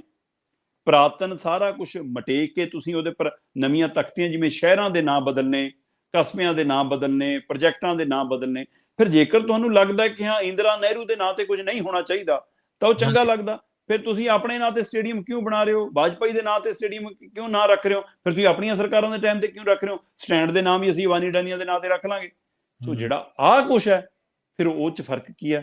ਪਰ ਇਸ ਮੌਕੇ ਇੱਕ ਤਾਂ ਜਿਹੜਾ ਉੱਥੋਂ ਮਤਲਬ ਕਿ ਪੀੜ ਕਈ ਵਾਰ ਮਤਲਬ ਕਿ ਠੀਕ ਹੈ, ਹੁਣ ਇਹ ਕਹਿੰਦੇ ਜੀ ਕਿ ਸਿੱਧਾ ਹੋ ਗਿਆ ਰਾਸ਼ਟਰਪਤੀ ਭਵਨ ਤੋਂ ਲੈ ਕੇ ਉਹ ਸਾਰਾ ਰਸਤਾ ਸਿੱਧਾ ਹੋ ਗਿਆ। ਹੁਣ ਤੁਸੀਂ ਇੰਡੀਆ ਗੇਟ ਦੇ ਵਿੱਚੋਂ ਦੀ ਲੰਘ ਕੇ ਜਾ ਸਕਦੇ ਹੋ। ਹੁਣ ਉੱਥੋਂ ਟੋਪੀ ਦਾ ਨਿਸ਼ਾਨ, ਉਹ ਮਿਸਾਲ, ਉਹ ਬੰਦੂਕ ਹਟਾ ਦਿੱਤੀ ਗਈ ਆ। ਸੁਭਾਸ਼ ਚੰਦਰ ਬੋਸ ਦੀ ਮੂਰਤੀ ਉੱਥੇ ਲਾ ਦਿੱਤੀ ਗਈ ਆ, ਉਹਦਾ ਉਦਘਾਟਨ ਕਰ ਦਿੱਤਾ ਗਿਆ। ਅਸਲ ਸੁਭਾਸ਼ ਚੰਦਰ ਬੋਸ ਨੂੰ ਲੈ ਕੇ ਵੀ ਕੱਲ ਉਹਨਾਂ ਨੇ ਵੱਡੀ ਤਕਰੀਰ ਵੀ ਕੀਤੀ ਨਰਿੰਦਰ ਮੋਦੀ। ਉਹਨਾਂ ਨੇ 40 ਮਿੰਟ, ਉਹਦਾ ਬੋਲਣ ਦਾ ਆਪਾਂ ਨੂੰ ਪਤਾ ਹੀ ਹੈ ਕਿ ਇਹ ਤੋਂ ਘੱਟ ਤਾਂ ਉਹਨਾਂ ਨੂੰ ਲੱਗਦਾ ਹੁੰਦਾ ਕਿ ਬੋਲੇ ਕਾਹਦੇ ਬੋਲੇ। ਫਿਰ 40 ਕੁ ਮਿੰਟ ਬੋਲੇ, ਉਹਦੇ ਵਿੱਚੋਂ ਅੱਧੇ ਤੋਂ ਜ਼ਿਆਦਾ ਸਮਾਂ ਉਹਨਾਂ ਨੇ ਸੁਭਾਸ਼ ਚੰਦਰ ਬੋਸ ਨੂੰ ਲੈ ਕੇ ਦਿੱਤਾ। ਕਹਿੰਦੇ ਕਿ ਇਹ ਜਿਸ ਸਮੇਂ ਦੇ ਨਾਇਕ ਨੇ ਤੇ ਉਸ ਸਮੇਂ ਦੇ ਇਹਨਾਂ ਦੇ ਬਰਾਬਰ ਜਿਹੜੇ ਕੁਝ ਲੀਡਰ ਸੀ, ਉਹਨਾਂ ਨੇ ਉਹਨਾਂ ਨੂੰ ਦਰਕਨਾਰ ਕਰਕੇ ਰੱਖਿਆ, ਇਸ ਲਈ ਉਹਨਾਂ ਨੂੰ ਉਹਨਾਂ ਦਾ ਰੁਤਬਾ ਨਹੀਂ ਮਿਲਿਆ। ਸੋ ਸੁਭਾਸ਼ ਚੰਦਰ ਬੋਸ ਦੇ ਹਵਾਲੇ ਨਾਲ ਉਹਨਾਂ ਨੇ ਕੱਲ ਰਾਜਪਥ ਦਾ ਨਾਂ ਬਦਲ ਕੇ ਕਰਤੱਵ ਪਥ ਕੀਤਾ। ਇਹ ਆਉਣ ਵਾਲੀਆਂ ਪੀੜ੍ਹੀਆਂ ਤੈਅ ਕਰਨਗੀਆਂ ਕਿ ਇਤਿਹਾਸ ਸਿਰਜਿਆ ਹੈ ਕਿ ਇਤਿਹਾਸ ਮਿਟਾਇਆ ਹੈ। ਜੀ, ਜੀ, ਜੀ। ਅਗਲੀ ਖਬਰ ਦੇ ਵੱਲ ਵਧੀਏ ਸ਼ਰਮਾ ਜੀ, ਤੇ ਗੱਲ ਕਰੀਏ NCERT ਦੇ ਸਰਵਿਆਂ ਦੀ। ਇਹਨਾਂ ਦੇ ਵਿੱਚ ਦੱਸਦੇ ਆ ਵੀ ਪੰਜਾਬੀ ਜਵਾਕਾਂ ਦੀ ਝੰਡੀ ਹੈ ਜੀ। ਬਿਲਕੁਲ ਪ੍ਰਵੀਨ ਜੀ, ਮੈਂ ਇੱਕ ਅੱਜ ਸਰਵੇ ਪੜ੍ਹ ਰਿਹਾ ਸੀਗਾ, ਜੀ। ਅਖਬਾਰ 'ਚ ਛਪਿਆ ਸਰਵੇ ਸੀਗਾ ਜਿਹੜਾ ਫਾਊਂਡੇਸ਼ਨ ਲਰਨਿੰਗ ਸਟੱਡੀ ਆਫ 2022 ਉਹਨਾਂ ਨੇ ਕੀਤਾ। ਤੇ NCERT ਨੇ ਇੱਕ ਪ੍ਰੋਗਰਾਮ ਲਿਖਿਆ ਸੀਗਾ। ਉਸ ਪ੍ਰੋਗਰਾਮ ਦੇ ਵਿੱਚ ਉਹਨਾਂ ਨੇ 14 ਸਾਲ ਤੱਕ ਦੇ ਬੱਚੇ ਲਏ ਭਾਰਤ ਦੇ, ਜੀ, ਜੀ, ਤੇ 14 ਸਾਲ ਦੇ ਬੱਚਿਆਂ ਨੂੰ 3 ਪੈਮਾਨਿਆਂ ਤੇ ਪਰਖਿਆ ਉਹਨਾਂ ਨੇ। ਇੱਕ ਪੈਮਾਨਾ ਉਹਨਾਂ ਦਾ ਹਿਸਾਬ, ਜੀ, ਦੂਆ ਪੈਮਾਨਾ ਉਹਨਾਂ ਦਾ ਅੰਗਰੇਜ਼ੀ, ਤੇ ਮਤਲਬ ਕਿ ਤੀਸਰਾ ਉਹਨਾਂ ਦਾ ਪੈਮਾਨਾ ਸੀਗਾ ਕਿ ਉਹਦੇ ਵਿੱਚ ਮਾਂ ਬੋਲੀ। ਸੋ ਇਸ ਲੈਵਲ ਤੇ ਜਦੋਂ ਬੱਚਿਆਂ ਨੂੰ ਨਾਪਿਆ ਗਿਆ ਕਿ ਹਾਂ ਬੱਚੇ ਅੰਗਰੇਜ਼ੀ ਨੂੰ ਲੈ ਕੇ, ਹਿਸਾਬ ਨੂੰ ਲੈ ਕੇ ਤੇ ਆਪਣੀ ਮਾਂ ਬੋਲੀ ਨੂੰ ਲੈ ਕੇ ਕਿਸ ਸਥਿਤੀ 'ਚ ਨੇ, ਤਾਂ ਉਹਦੇ ਵਿੱਚੋਂ ਜਦੋਂ ਮਤਲਬ ਕਿ ਗੌਰ ਕੀਤੀ ਗਈ ਤਾਂ ਕੁੱਲ ਮਿਲਾ ਕੇ ਉਹਦੇ ਵਿੱਚ ਪੱਛਮੀ ਬੰਗਾਲ, ਝਾਰਖੰਡ, ਬਿਹਾਰ, ਇਹਨਾਂ ਦੇ ਬੱਚੇ ਮਤਲਬ ਦੇਸ਼ ਦੇ ਵਿੱਚ ਹਿਸਾਬ ਦੇ ਮਾਮਲੇ 'ਚ ਚੰਗੇ ਨਿਕਲੇ। ਇਸੇ ਤਰ੍ਹਾਂ ਅੰਗਰੇਜ਼ੀ ਨੂੰ ਲੈ ਕੇ ਹਰਿਆਣਾ ਵੱਲ ਮਾਰਦਾ ਨਜ਼ਰ ਆਇਆ ਜੀ। ਮਤਲਬ ਕਿ ਪੰਜਾਬ ਵੀ ਇਹਦੇ ਵਿੱਚ ਅੰਗਰੇਜ਼ੀ ਮਾਮਲੇ ਚੰਗਾ ਰਿਹਾ। ਪਹਿਲੇ ਨੰਬਰ ਤੇ ਹਰਿਆਣਾ ਰਿਹਾ, ਦੂਏ ਨੰਬਰ ਤੇ ਝਾਰਖੰਡ ਰਿਹਾ, ਤੀਏ ਨੰਬਰ ਤੇ ਪੰਜਾਬ ਆਇਆ। 66% ਬੱਚਿਆਂ ਨੇ ਮਤਲਬ ਵਰਲਡ ਪੱਧਰ ਦੀ ਅੰਗਰੇਜ਼ੀ ਬੋਲੀ। ਕਿਆ ਬਾਤ। ਸੋ ਇਹ ਸਾਡੇ 14 ਸਾਲ ਤੱਕ ਦੇ ਬੱਚੇ ਨੇ। ਪਰ ਜਿਹੜੀ ਸਭ ਤੋਂ ਵੱਡੀ ਮਾਣ ਵਾਲੀ ਗੱਲ ਸੀ ਬਾਈ, ਕਿ ਜਦੋਂ ਆਪਣੀ ਮਾਂ ਬੋਲੀ ਦਾ ਮਸਲਾ ਆਇਆ, ਉਹ ਮੇਰਾ ਇੱਕ ਸ਼ੇਅਰ ਹੈ ਕਿ ਜੜਾਂ ਤੋਂ ਟੁੱਟ ਕੇ ਦਰਖਤ ਕਦੀ ਹਰਾ ਨਹੀਂ ਰਹਿੰਦਾ, ਮਾਂ ਬੋਲੀ ਤੋਂ ਮੁੱਖ ਮੋੜ ਕੇ ਧੀ ਪੁੱਤ ਫਿਰ ਖਰਾ ਨਹੀਂ ਰਹਿੰਦਾ। ਤੇ ਕੱਲ ਫਿਰ ਪੰਜਾਬੀ ਮਾਂ ਬੋਲੀ ਦੇ ਪੁੱਤ ਖਰੇ ਸਾਬਤ ਹੋਏ। 14 ਸਾਲ ਦੇ ਬੱਚਿਆਂ ਦੀ ਜਦੋਂ ਮਾਂ ਬੋਲੀ ਦੇ ਮਾਮਲੇ 'ਚ ਪ੍ਰੀਖਿਆ ਲਈ ਗਈ ਤਾਂ ਮਾਂ ਬੋਲੀ ਲਿਖਣ 'ਚ, ਮਾਂ ਬੋਲੀ ਪੜ੍ਹਨ 'ਚ ਤੇ ਮਾਂ ਬੋਲੀ ਬੋਲਣ ਦੇ ਵਿੱਚ, ਤਿੰਨਾਂ ਖੇਤਰਾਂ 'ਚ ਪੰਜਾਬ ਦੇ ਬੱਚਿਆਂ ਨੇ ਮੱਲ ਮਾਰੀ ਔਰ ਨੰਬਰ 1 ਤੇ ਰਹੇ। ਸਾਡੇ ਬੱਚੇ 70% ਬੱਚੇ ਮਤਲਬ ਉਹ ਪੰਜਾਬੀ ਬੋਲੇ, ਉਹ ਪੰਜਾਬੀ ਲਿਖੀ, ਉਹ ਪੰਜਾਬੀ ਪੜ੍ਹੀ ਜਿਹੜੀ ਯੂਰਪ ਦੇ ਪੱਧਰ ਦੇ ਉੱਤੇ ਵੀ ਅੰਗਰੇਜ਼ੀ ਨਹੀਂ ਬੋਲੀ ਜਾਂਦੀ। ਉਹਨਾਂ ਬੱਚਿਆਂ ਨਾਲੋਂ ਵੀ ਪੱਧਰ ਉੱਚਾ ਸੀ, ਵਰਲਡ ਕਲਾਸ ਤੋਂ ਵੀ ਉੱਪਰ ਤਾਂ ਸਾਡਾ ਪੱਧਰ ਸੀ। ਸੋ ਪੰਜਾਬੀ 70% ਬੱਚਿਆਂ ਨੇ, ਦੂਏ ਨੰਬਰ ਤੇ ਹਿੰਦੀ ਵਾਲੇ ਆਏ, ਪਰ ਉਹ ਬੱਚੇ 50% ਵੀ ਅੰਕੜਾ ਨਹੀਂ ਛੂਹ ਸਕੇ, 47% ਤੱਕ ਰਹਿ ਗਏ। ਤੇ ਇਸ ਤੋਂ ਬਾਅਦ ਫਿਰ ਮਤਲਬ ਕਿ ਮੇਘਾਲਿਆ ਆਉਂਦਾ, ਫਿਰ ਮਰਾਠੀ ਆਉਂਦੇ ਨੇ, ਫਿਰ ਗੁਜਰਾਤੀ ਆਉਂਦੇ ਨੇ, ਫਿਰ ਕੰਨੜ ਆਉਂਦੀ ਆ, ਫਿਰ ਬੰਗਾਲੀ ਆਉਂਦੀ ਆ, ਤਾਮਿਲ ਆਉਂਦੀ, ਜਦੋਂ ਕਿ ਉਹ ਲੋਕ ਆਪਣੀ ਭਾਸ਼ਾ ਨੂੰ ਲੈ ਕੇ ਸਾਡੇ ਨਾਲੋਂ ਕਿਤੇ ਵੱਧ ਚੇਤਨ ਨੇ। ਆਪਾਂ ਪਹਿਲਾਂ ਗੱਲ ਵੀ ਕਰਦੇ ਰਹੇ ਕਿ ਆਪਣੇ ਤਾਂ ਬੋਰਡ ਵੀ ਅੰਗਰੇਜ਼ੀ 'ਚ, ਆਪਣੇ ਤਾਂ ਕਾਰਡ ਵੀ ਅੰਗਰੇਜ਼ੀ ਛਪਣ ਲੱਗ ਗਏ, ਫਿਕਰਮੰਦੀ ਆ। ਪਰ ਆਹ ਚੀਜ਼ ਨੇ ਹੌਸਲਾ ਦਿੱਤਾ, ਇਹ ਚੀਜ਼ ਮਾਣ ਦਿੰਦੀ ਆ ਕਿ ਹਾਂ ਸਾਡੇ ਬੱਚੇ ਹਿਸਾਬ ਦੇ ਮਾਮਲੇ 'ਚ ਵੀ ਇੰਨੇ ਕਮਜ਼ੋਰ ਨਹੀਂ ਸਾਬਤ ਹੋਏ ਸਾਡੇ ਮਾਮਲੇ। ਪਰ ਇਹਦੇ ਵਿੱਚ ਸਭ ਤੋਂ ਖਾਸ ਗੱਲ ਜਿਹੜੀ ਸੀਗੀ ਪ੍ਰਵੀਨ ਜੀ, ਉਹ ਸੀ ਕਿ ਚੰਡੀਗੜ੍ਹ ਦੇ ਬੱਚਿਆਂ ਦਾ ਪੱਧਰ ਬਹੁਤ ਥੱਲੇ ਰਿਹਾ। ਠੀਕ ਹੈ। ਉਹ ਮੈਥ ਦੇ ਮਾਮਲੇ 'ਚ ਵੀ, ਉਹ ਅੰਗਰੇਜ਼ੀ ਦੇ ਮਾਮਲੇ 'ਚ ਵੀ, ਤੇ ਉਹ ਆਪਣੀ ਮਾਂ ਬੋਲੀਆਂ ਦੇ ਮਾਮਲੇ 'ਚ ਵੀ। ਉਸ ਮਾਮਲੇ ਚੰਡੀਗੜ੍ਹ ਦੇ ਬੱਚੇ 37% ਤੱਕ ਸਾਰੇ ਮਾਮਲੇ ਥੱਲੇ ਰਹਿ ਗਏ। ਸੋ ਇਸ ਲਈ ਉਹ ਉੱਚੀ ਦੁਕਾਨ ਫਿੱਕਾ ਪਕਵਾਨ ਇੱਥੇ ਸਾਬਤ ਹੋ ਜਾਂਦਾ। ਬਿਲਕੁਲ ਸਹੀ। ਇਹ ਬੜਾ ਮਤਲਬ ਕਿ ਮਾਣ ਵਾਲੇ ਅੰਕੜੇ ਨੇ। ਮੈਂ ਜਦੋਂ ਕੁੱਲ ਅੰਕੜੇ ਦੇਖ ਰਿਹਾ ਸੀਗਾ ਕਿ ਤਾਂ ਉਹਦੇ ਵਿੱਚ ਕਹਿੰਦੇ ਕਿ ਪੰਜਾਬੀ ਭਾਸ਼ਾ ਦੇ 70% ਬੱਚਿਆਂ ਨੇ ਮਤਲਬ ਕਿ ਅਸਮ ਤੇ ਤਾਮਿਲ ਦੇ ਵਿਦਿਆਰਥੀਆਂ ਨੂੰ ਵੀ ਪਛਾੜ ਦਿੱਤਾ, ਤੇ ਉਹਨਾਂ ਨੇ ਪੂਰੇ ਮੁਲਕ ਦੇ ਵਿੱਚ ਜਿੱਥੇ ਮਾਂ ਬੋਲੀ ਵਧੀਆ ਢੰਗ ਨਾਲ ਬੋਲੀ, ਉੱਥੇ ਵਿਸ਼ਵ ਪੱਧਰ ਦੇ ਪੈਮਾਨਾ ਜਿਹੜਾ ਅੰਗਰੇਜ਼ੀ ਨੂੰ ਲੈ ਕੇ ਇੱਕ ਬਣਿਆ ਹੋਇਆ, ਉਹਦੇ ਨਾਲੋਂ ਵੀ ਉੱਚ ਕੋਟੀ ਦੀ ਮਤਲਬ ਕਿ ਬੋਲੀ। ਇਸ ਲਈ ਇਹ ਸਾਡੇ ਲਈ ਮਾਣ ਵਾਲੀ ਗੱਲ ਸੀਗੀ, ਜਿਸ ਨੂੰ ਲੈ ਕੇ ਅੰਕੜੇ ਜਾਰੀ ਹੋਏ। ਤੇ ਮੇਰਾ ਦਿਲ ਸੀਗਾ ਕਿ ਅੱਜ ਅਸੀਂ ਖਬਰ ਜ਼ਰੂਰ ਸਾਂਝੀ ਕਰੀਏ, ਕਿਉਂਕਿ ਪੰਜਾਬ ਦੇ ਸਕੂਲਾਂ ਦੇ ਵਿੱਚ ਲਗਾਤਾਰ ਇੱਕ ਸੰਘਰਸ਼ ਜਾਰੀ ਆ। ਖਾਸ ਕਰਕੇ ਇੱਥੇ ਜਿਹੜੇ NCERT ਨਾਲ ਸੰਬੰਧਿਤ ਸਕੂਲ ਨੇ, ਜਾਂ ਜਿਹੜੇ ਕਨਵੈਂਟ ਸਕੂਲ ਨੇ, ਜਾਂ ਜਿਹੜੇ ਕੇਂਦਰੀ ਸਕੂਲ ਨੇ, ਉਹਨਾਂ 'ਚ ਅਜੇ ਵੀ ਪੰਜਾਬੀ ਨੂੰ ਲਾਜ਼ਮੀ ਵਿਸ਼ੇ ਤੋਂ ਹਟਾਉਣ ਦੀ ਸਾਜ਼ਿਸ਼ਾਂ ਜਾਰੀ ਨੇ। ਕਿ ਜਦੋਂ ਕਿ ਧਿਰਾਂ ਸੁਰਦ ਧਿਰਾਂ ਚਿੰਤਤ ਧਿਰਾਂ ਲੜਾਈ ਲੜ ਰਹੀਆਂ ਨੇ ਕਿ ਭਾਈ ਇਹ ਤਾਂ ਦੁਨੀਆ ਭਰ ਦਾ ਸਰਵੇ ਕਹਿੰਦਾ ਕਿ ਜਿਹੜੇ ਬੱਚੇ, UNO ਦਾ ਸਰਵੇ ਕਹਿੰਦਾ ਕਿ ਜਿਹੜੇ ਬੱਚੇ ਪ੍ਰਾਇਮਰੀ ਤੱਕ ਦੀ ਸਿੱਖਿਆ ਆਪਣੀ ਮਾਂ ਬੋਲੀ 'ਚ ਲੈਂਦੇ ਨੇ, ਉਹ ਹੋਰ ਬੋਲੀਆਂ ਬੜੀ ਆਸਾਨੀ ਨਾਲ ਸਿੱਖਦੇ ਨੇ ਤੇ ਹੋਰ ਬਾਕੀ ਭਾਸ਼ਾ ਵਿੱਚ ਵੀ ਨਿਪੁੰਨ ਹੁੰਦੇ ਨੇ। ਸੋ ਜਦੋਂ ਬਚਪਨ ਤੋਂ ਅਸੀਂ ਬੱਚਿਆਂ ਨੂੰ ਤਿੰਨ ਭਾਸ਼ਾਵਾਂ ਦਾ ਬੋਝ ਪਾਉਂਦੇ ਆ, ਫਿਰ ਬੱਚਾ ਕਿਸੇ 'ਚ ਵੀ ਪਰਪੱਖ ਨਹੀਂ ਹੋ ਪਾਉਂਦਾ ਜੀ। ਸੋ ਇਸ ਲਈ ਮੁੱਢਲੀ ਸਿੱਖਿਆ, 5ਵੀਂ ਤੱਕ ਦੀ ਸਿੱਖਿਆ ਦਾ ਵਿਸ਼ਾ ਸਬਜੈਕਟ ਹੀ ਨਹੀਂ, ਮਤਲਬ ਉਹਦਾ ਮਾਧਿਅਮ ਪੰਜਾਬੀ ਹੋਣਾ ਚਾਹੀਦਾ। ਸੋ 5ਵੀਂ ਤੋਂ ਬਾਅਦ ਫਿਰ ਤੁਸੀਂ ਉਸ ਨੂੰ ਚਾਹੇ ਅੰਗਰੇਜ਼ੀ ਪੜ੍ਹਾਓ, ਚਾਹੇ ਹਿੰਦੀ ਪੜ੍ਹਾਓ, ਚਾਹੇ ਉਰਦੂ ਪੜ੍ਹਾਓ, ਚਾਹੇ ਫਾਰਸੀ ਪੜ੍ਹਾਓ, ਫਿਰ ਉਹ ਸਾਰੀਆਂ ਭਾਸ਼ਾਵਾਂ ਨੂੰ ਆਸਾਨੀ ਨਾਲ ਅਪਣਾ ਸਕਦਾ ਜਦੋਂ ਉਹ ਆਪਣੀ ਮਾਂ ਬੋਲੀ 'ਚ ਨਿਪੁੰਨ ਹੋ ਜਾਏਗਾ। ਸੋ ਇਸ ਦੇ ਲਈ ਮਾਪਿਆਂ ਨੂੰ ਵੀ, ਇਸ ਦੇ ਲਈ ਅਧਿਆਪਕਾਂ ਨੂੰ ਵੀ, ਇਸ ਦੇ ਲਈ ਸਾਡੀ ਸਰਕਾਰਾਂ ਨੂੰ ਵੀ ਭੂਮਿਕਾ ਨਿਭਾਉਣੀ ਪਏਗੀ। ਪਰ ਬੱਚਿਆਂ ਨੇ ਸਾਡਾ ਮਾਣ ਰੱਖਿਆ, ਸੋ ਉਸ ਲਈ ਹੁਣ ਸਰਕਾਰਾਂ ਤੇ ਸਕੂਲ ਵੀ ਮਾਣ ਰੱਖਣ ਪੰਜਾਬੀ ਦਾ। ਜੀ। ਅਗਲੀ ਖਬਰ ਦੇ ਵੱਲ ਵਧ ਗਏ ਸ਼ਰਮਾ ਜੀ, ਤੇ ਗੱਲ ਕਰੀਏ ਹਰਿਆਣਵੀ ਫੁੱਫੜ ਦੀ। ਫੁੱਫੜ ਬਰਾਤਾਂ 'ਚ ਚਰਚਾ 'ਚ ਹੁੰਦੇ ਆ ਆਮ ਤੌਰ ਤੇ। ਕੋਈ ਕਹਿ ਦਿੰਦਾ ਮੈਨੂੰ ਰਫਲ ਨਹੀਂ ਫੜਾਈ, ਕੋਈ ਕਹਿ ਦਿੰਦਾ ਮੈਨੂੰ ਕੋਕ ਨਹੀਂ ਪਾਇਆ, ਕੋਈ ਕਹਿੰਦਾ ਮੈਨੂੰ ਤੜਕੇ ਨਹੀਂ ਠਾਇਆ, ਕੋਈ ਕਹਿੰਦਾ ਮੈਨੂੰ ਲਾਗੀ ਨਹੀਂ ਆਵਾਜ਼ ਮਾਰ ਕੇ ਗਿਆ, ਕੋਈ ਕਹਿੰਦਾ ਤੜਕਾ ਨਹੀਂ ਲਾਇਆ ਮੇਰੇ ਸਮਾਨ ਨੂੰ, ਕੋਈ ਕਹਿੰਦਾ ਤੜਕਾ ਨਹੀਂ ਲਾਇਆ ਮੇਰੇ ਸਮਾਨ ਨੂੰ। ਹਾਂ, ਇਹ ਵੀ ਰੌਲੇ ਪੈ ਜਾਂਦੇ ਆ। ਰੌਲੇ ਪੈਂਦੇ ਵੇਖਿਆ, ਫੁੱਫੜਾਂ ਦੇ ਰੌਲੇ ਪੈਂਦੇ ਵੇਖਿਆ, ਕਿਉਂਕਿ ਤੁਹਾਨੂੰ ਪਤਾ ਹੀ ਹੈ ਫਿਰ ਥੋੜੀ ਜਿਹੀ ਚੜ੍ਹਾਈ ਤਾਂ ਹੁੰਦੀ ਹੈ, ਸਾਡੇ ਸੱਭਿਆਚਾਰ ਦੇ ਵਿੱਚ ਹੀ ਹੈ। ਨਹੀਂ, ਅਸਲ 'ਚ ਜਦੋਂ ਬੰਦਾ ਜਵਾਈ ਤੋਂ ਫੁੱਫੜ ਬਣਦਾ ਨਾ, ਹਾਂਜੀ, ਹਾਂਜੀ। ਫਿਰ ਉਹਨੂੰ ਐਂ ਲੱਗਣ ਲੱਗਾ ਕਿ ਹੁਣ ਮੇਰੇ ਵਾਲੀ ਥਾਂ ਜਵਾਈ ਨੇ ਲੈ ਲਈ, ਹਾਂ, ਹੁਣ ਹਾਂ, ਮੇਰੀ ਬਿਲਕੁਲ। ਵੈਲਿਊ ਘਟ ਰਹੀ ਆ, ਘੱਟ ਫਿਰ ਆਪਦੇ ਆਪ ਇਸ ਨੂੰ ਲਈ ਨੋਟਿਸ ਦੇ ਵਿੱਚ ਜ਼ਿਆਦੇ ਲਿਆਉਣ। ਟੱਪਦਾ। ਬਿਲਕੁਲ। ਹਾਂ, ਬਿਲਕੁਲ, ਬਿਲਕੁਲ। ਅੱਛਾ, 102 ਸਾਲ ਦੇ ਹਰਿਆਣਵੀ ਫੁੱਫੜ ਦੀ ਕਹਿੰਦੇ ਬਰਾਤ ਚਰਚਾ 'ਚ, ਮੈਂ ਤਾਂ ਇਸ ਗੱਲੋਂ ਹੈਰਾਨ। ਬਿਲਕੁਲ ਪ੍ਰਵੀਨ ਜੀ, ਇਹ ਦੁਲੀ ਚੰਦ ਹੈ, 102 ਸਾਲ ਦਾ ਹੂੰ, ਹਰਿਆਣਵੀ ਬਜ਼ੁਰਗ ਹੈ ਤੇ ਇਹ ਰੋਹਤਕ ਖੇਤਰ ਨਾਲ ਸੰਬੰਧਿਤ ਬਜ਼ੁਰਗ ਨੇ। ਤੇ ਜੀ, ਬਜ਼ੁਰਗ ਦੇ ਪਰਿਵਾਰ ਦੇ ਜਦੋਂ ਦਸਤਾਵੇਜ਼ ਬਣਦੇ ਨੇ, ਜਿਵੇਂ ਉਹ ਪਰਿਵਾਰਕ ਪਹਿਚਾਣ ਪੱਤਰ ਵਗੈਰਾ ਬਣਦੇ ਨੇ, ਹਾਂਜੀ, ਆਇਡੈਂਟੀ ਕਾਰਡ ਵਗੈਰਾ ਬਣਦੇ ਨੇ, ਆਧਾਰ ਕਾਰਡ, ਫਿਰ ਉਹ ਰਾਸ਼ਨ ਕਾਰਡ, ਜੇ ਉਹ ਜਦੋਂ ਉਹ ਸਾਰਾ ਕੁਝ ਪਰਿਵਾਰ ਵੱਲੋਂ ਦੁਬਾਰਾ ਨਵੇਂ ਸਿਰਿਓਂ ਬਣੇ, ਤਾਂ ਉਹਦੇ ਵਿੱਚ ਕਿਤੇ ਅਧਿਕਾਰੀਆਂ ਦੀ ਕੋਈ ਨਲਾਇਕੀ ਕਰਕੇ, ਗਲਤੀ ਕਰਕੇ ਦੁਲੀ ਚੰਦ ਹੋਰਾਂ ਦਾ ਨਾਂ ਕੱਟ ਹੋ ਗਿਆ। ਠੀਕ ਹੈ। ਤੇ ਉਹ ਪਿਛਲੇ ਕਿੰਨੇ ਮਹੀਨਿਆਂ ਤੋਂ ਵੱਖ-ਵੱਖ ਵਿਭਾਗਾਂ 'ਚ, ਖਾਸ ਕਰ ਪੈਨਸ਼ਨ ਵਿਭਾਗ ਤੋਂ ਲੈ ਕੇ ਆਪਣੇ ਲੋਕਲ ਸਥਾਨਕ ਡੀਸੀ ਦਫ਼ਤਰਾਂ ਤੱਕ ਬਾਬੂਆਂ ਕਲਰਕਾਂ ਦੀਆਂ ਮਿੰਨਤਾਂ ਕਰ ਆਏ, ਪਰਿਵਾਰ ਨੂੰ ਨਾਲ ਲਿਜਾ, ਰਿਸ਼ਤੇਦਾਰਾਂ ਨੂੰ ਨਾਲ ਲਿਜਾ, ਪਿੰਡ ਦੇ ਪੰਚ ਸਰਪੰਚ ਨੂੰ, ਪ੍ਰਧਾਨ ਨੂੰ ਨਾਲ ਲਿਜਾ ਕਿ ਭਾਈ ਮੇਰੀ ਇਸ ਉਮਰੇ ਪੈਨਸ਼ਨ ਨਾ ਕੱਟੋ, ਮੈਂ ਆ ਜਿਉਂਦਾ ਜਾਗਦਾ, ਮੇਰੇ ਆ ਕਾਗਜ਼ ਨੇ, ਸਾਰਾ ਕੁਝ ਨੇ। ਕਿਸੇ ਨੇ ਨਹੀਂ ਸੁਣੀ। ਠੀਕ ਹੈ।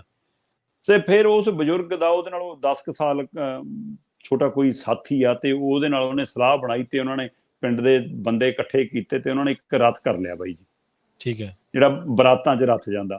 ਤੇ ਹਾਂਜੀ, ਉਹ ਜਿਵੇਂ ਆਪਣੇ ਹਿੰਦੂ ਭਾਈਚਾਰੇ ਦੀਆਂ ਬਰਾਤਾਂ ਦੇ ਵਿੱਚ ਅੱਜ ਕੱਲ੍ਹ ਉਹ ਮੁੱਲ ਦੀਆਂ ਉਹ ਬਣੀਆਂ ਬਣਾਈਆਂ ਪੱਗਾਂ ਜਿਹੀਆਂ ਮਿਲ ਜਾਂਦੀਆਂ ਨੇ ਨਾ, ਹਾਂਜੀ, ਹਾਂਜੀ। ਉਹ ਪੱਗ ਲਿਆਂਦੀ, ਹਾਰ ਲਿਆਂਦੇ, ਘੋੜੀ ਸਜਾਈ, ਪੱਗ ਬੰਨੀ, ਐਨਕਾਂ ਲਾਈਆਂ ਕਾਲੀਆਂ, ਤੇ ਹੂੰ, ਹਾਰ ਪਾਏ ਬਾਬੇ ਨੇ ਉੱਪਰ, ਤੇ ਉਹ ਗੁਲਾਬੀ ਰੰਗ ਦੀ ਪੱਗ ਪਾ ਕੇ ਤੇ ਇੱਕ ਪੋਸਟਰ ਕਢਾਇਆ ਬਕਾਇਦਾ, ਤੇ ਉਹ ਜੀ, ਪੋਸਟਰ ਲੈ ਕੇ ਨਿਕਲਿਆ ਕਿ ਥਾਰਾ ਫੂਫਾ ਜੀ ਅਭੀ ਜਿੰਦਾ ਹੈ। ਠੀਕ ਹੈ। ਜੀ, ਤੇ ਜੀ, ਉਹ ਜੀ। ਹਰਿਆਣਵੀ ਭਾਸ਼ਾ 'ਚ ਲਿਖਿਆ ਥਾਰਾ ਹੂੰ, ਫੂਫਾ ਅਭੀ ਜਿੰਦਾ ਹੈ, ਥੱਲੇ ਬ੍ਰੈਕਟ 'ਚ ਲਿਆ 102 ਸਾਲ ਦੁਲੀ ਚੰਦ।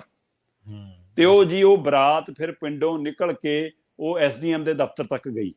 ਜੀ, ਤੇ ਬਰਾਤ ਪਹੁੰਚਣ ਤੋਂ ਪਹਿਲਾਂ ਐਸਡੀਐਮ ਸਾਹਿਬ ਨੂੰ ਸੁਨੇਹਾ ਮਿਲ ਗਿਆ ਤੇ ਐਸਡੀਐਮ ਸਾਹਿਬ ਨੇ ਉਚੇਚੇ ਤੌਰ ਤੇ ਦੁਲੀ ਚੰਦ ਨੂੰ ਬੁਲਾਇਆ, ਹੂੰ, ਪਹਿਲਾਂ ਠੰਡਾ ਫਰਿੱਜ ਵਾਲਾ ਪਾਣੀ ਪਿਲਾਇਆ, ਫਿਰ ਉਹਨਾਂ ਨੂੰ ਪੁੱਛਿਆ ਕਿ ਬੱਤਾ ਬੁੱਤਾ ਪੀਣਾ ਕਿ ਨਹੀਂ ਪੀਣਾ, ਫਿਰ ਜੀ, ਚਾਹ ਮੰਗਾ ਲਈ, ਚਾਹ ਪਿਲਾਈ, ਤੇ ਫਿਰ ਕਾਗਜ਼ ਲਏ, ਜਦੇ ਸੰਬੰਧਿਤ ਵਿਭਾਗ ਨੂੰ ਫੋਨ ਮਿਲਾਏ ਕਿ ਭਾਈ ਦੁਲੀ ਚੰਦ ਦੇ ਘਰੇ ਜਾਣ ਤੋਂ ਪਹਿਲਾਂ ਪਹਿਲਾਂ ਪੈਨਸ਼ਨ ਬਹਾਲ ਕਰੋ, ਫੂਫਾ ਨਹੀਂ ਤਾਂ ਇੱਥੇ ਅੜ ਕੇ ਬਹਿ ਜਾਊਗਾ ਤੁਹਾਡਾ। ਸੋ ਹੂੰ, ਇਸ ਲਈ ਕੱਲ ਫਿਰ ਫੂਫਾ ਨੇ ਆਪਣਾ ਫੁੱਫੜ ਵਾਲਾ ਰੰਗ ਦਿਖਾਇਆ ਤੇ ਜੀ, ਉਹ ਅਸਰ ਵੀ ਕਰ ਗਿਆ ਜੀ। ਹੂੰ। ਦੇਖੋ, ਇੱਕ ਸਟਾਇਰ ਵੀ ਹੈ, ਇੱਕ ਤੰਜ਼ ਵੀ ਹੈ ਤੇ ਇੱਕ ਸ਼ੀਸ਼ਾ ਵੀ ਹੈ। ਸਾਰਾ ਕੁਛ ਹੀ ਬਿਲਕੁਲ ਬਿਲਕੁਲ, ਸਿਸਟਮ ਨੂੰ ਸ਼ੀਸ਼ਾ ਦਿਖਾਉਣ ਵਾਲੀ ਘਟਨਾ ਸਿਸਟਮ ਨੂੰ ਕਿ ਸ਼ੀਸ਼ਾ ਮਤਲਬ ਤੁਹਾਡਾ ਆਪਣਾ ਜਾਇਜ਼ ਹੱਕ ਲੈਣ ਲਈ ਕੀ ਕੁਝ ਕਰਨਾ ਪੈਂਦਾ। ਹੀ ਕੁਛ ਕਰਨਾ ਤੁਸੀਂ ਪੈਂਦਾ। ਇਹ ਦੇਖੋ ਕਿ ਜੇਕਰ ਪਹਿਲਾਂ ਪੰਜਾਬ 'ਚ ਤੁਹਾਨੂੰ ਯਾਦ ਹੋਊਗਾ ਅਕਾਲੀਆਂ ਦੀ ਸਰਕਾਰ ਦੇ ਸਮੇਂ ਹੂੰ, ਇਸ਼ਤਿਹਾਰ ਛਪਿਆ ਸੀ ਅਖਬਾਰਾਂ ਦੇ ਵਿੱਚ, ਜੀ, ਤੇ ਉਹ ਇਸ਼ਤਿਹਾਰ ਦੇ ਵਿੱਚ ਬਾਬਾ ਦਿਖਾਇਆ ਸੀ ਕਿ ਅਸੀਂ ਬਜ਼ੁਰਗਾਂ ਨੂੰ ਪੈਨਸ਼ਨ ਦਿੱਤੀ। ਹੂੰ, ਤੇ ਉਹ ਮੈਂ ਦੂਸਰੇ ਦਿਨ ਜਦੋਂ ਡਿਬੇਟ 'ਚ ਗਿਆ ਤੇ ਮੈਂ ਉਹ ਤੱਥ ਕੱਢ ਕੇ ਸਾਹਮਣੇ ਰੱਖੇ ਕਿ ਇਸ ਬਾਬੇ ਤਾਂ ਪੈਨਸ਼ਨ ਹੀ ਕੱਟੀ ਵੀ ਹੈ, ਤੁਸੀਂ ਸਹੀ ਗੱਲ ਹੈ, ਜਿਸ ਬਿਲਕੁਲ। ਬਾਬੇ ਨੂੰ ਤੁਸੀਂ ਇਸ਼ਤਿਹਾਰ ਦਿਖਾ ਰਹੇ ਹੋ ਉਹਦੀ ਪੈਨਸ਼ਨ ਹੀ ਨਹੀਂ ਲੱਗੀ ਹੋਈ। ਤੇ ਹੂੰ, ਉਸ ਮਾਮਲੇ ਤੇ ਅਕਾਲੀ ਲੀਡਰ ਮੇਰੇ ਨਾਲ ਉਸ ਬਹਿਸ 'ਚ ਬਹਿਸਿਆ, ਪਰ ਉਹ ਬਹਿਸ ਚੱਲਦੀ ਦੇ ਦੌਰਾਨ ਹੀ ਅਧਿਕਾਰੀਆਂ ਨੇ ਸੰਪਰਕ ਸਾਧਨਾ ਸ਼ੁਰੂ ਕੀਤਾ। ਤੇ ਜਦੋਂ ਅਸੀਂ ਟੀਵੀ ਡਿਬੇਟ ਤੋਂ ਉੱਠੇ, ਜਦੋਂ ਮੈਨੂੰ ਫੋਨ ਵੱਜਿਆ ਕਿ ਨਹੀਂ ਜੀ ਸਾਡੀ ਟੀਮ ਉੱਥੇ ਜਾ ਰਹੀ ਹੈ, ਬਕਾਇਦਾ ਤਹਿਸੀਲਦਾਰ ਉਹਦੇ ਘਰੇ ਗਿਆ, ਹੂੰ, ਘਰੇ ਜਾ ਕੇ ਉਸ ਨੂੰ ਉਸੇ ਸ਼ਾਮ ਤੱਕ ਉਹਦੀ ਪੈਨਸ਼ਨ ਲਾਈ ਗਈ। ਸੋ ਜੀ, ਇਸ ਲਈ ਇਹ ਕੁਝ ਗੱਲਾਂ ਇਸ ਢੰਗ ਨਾਲ ਵੀ ਸਾਹਮਣੇ ਆਉਂਦੀਆਂ ਨੇ, ਪਰ ਇਹ ਸਿਸਟਮ ਦੀ ਨਲਾਇਕੀ ਸਾਬਤ ਕਰਦੀਆਂ ਨੇ ਪ੍ਰਵੀਨ ਜੀ। ਜੀ, ਜੀ, ਜੀ। ਇਸੇ ਤਰ੍ਹਾਂ ਨਾ ਜਦੋਂ ਇਹਨਾਂ ਨੇ ਮੋਦੀ ਸਾਹਿਬ ਨੇ ਸ਼ੁਰੂ ਕੀਤੀ ਸੀ ਆ ਘਰ-ਘਰ ਸਿਲੰਡਰ ਦੇਣ ਵਾਲੀ ਸਕੀਮ, ਤੇ ਇਹਨਾਂ ਨੇ ਇੱਕ ਬੀਬੀ ਦੀ ਫੋਟੋ ਵਰਤ ਲਈ, ਉਹਨੂੰ ਸਿਲੰਡਰ ਵੀ ਦੇਤਾ। ਬਾਅਦ ਦੇ ਵਿੱਚ ਉਹ ਕਿਸੇ ਸਟੋਰੀ, ਤੁਹਾਡੇ ਵਰਗੇ ਪੱਤਰਕਾਰ ਭਰਾ ਨੇ ਸਟੋਰੀ ਕੀਤੀ, ਉਹ ਕਹਿੰਦੀ ਜਿਹੜਾ ਮਿਲ ਗਿਆ ਉਹੀ ਭਰਾਇਆ, ਸਾਨੂੰ ਉਸ ਤੋਂ ਬਾਅਦ ਭਰਾਇਆ ਹੀ ਨਹੀਂ ਗਿਆ, ਮਹਿੰਗਾ ਹੀ ਇੰਨਾ। ਸੋ ਬਿਲਕੁਲ ਬਿਲਕੁਲ ਇਹਨੂੰ ਕਹਿੰਦੇ ਆ ਗਰਾਊਂਡ ਦੀ ਰਿਪੋਰਟਿੰਗ, ਜਿਹੜੀ ਕਿ ਸਭ ਤੋਂ ਜੋਖਿਮ ਭਰਿਆ ਕੰਮ ਹੈ। ਜਿਹੜੇ ਵੀ ਲੋਕ ਕਰਦੇ ਨੇ ਉਹਨਾਂ ਨੂੰ ਸਿਜਦਾ ਹੈ ਕਿ ਜੋਖਿਮ ਭਰਿਆ ਬਿਲਕੁਲ ਕੰਮ ਕਰਦੇ ਨੇ, ਬਿਲਕੁਲ ਪਰ ਪ੍ਰਵੀਨ ਜੀ, ਇਹ ਨੰਗੀ ਤਲਵਾਰ ਤੇ ਨੱਚਣ ਵਾਲਾ ਕੰਮ ਹੈ, ਜਿਹੜਾ ਕੰਮ ਹੁੰਦਾ ਗਰਾਊਂਡ ਤੇ ਰਿਪੋਰਟਿੰਗ ਕਰਨੀ ਹੈ, ਸਭ ਤੋਂ ਔਖਾ ਬਿਲਕੁਲ ਕੰਮ ਹੈ।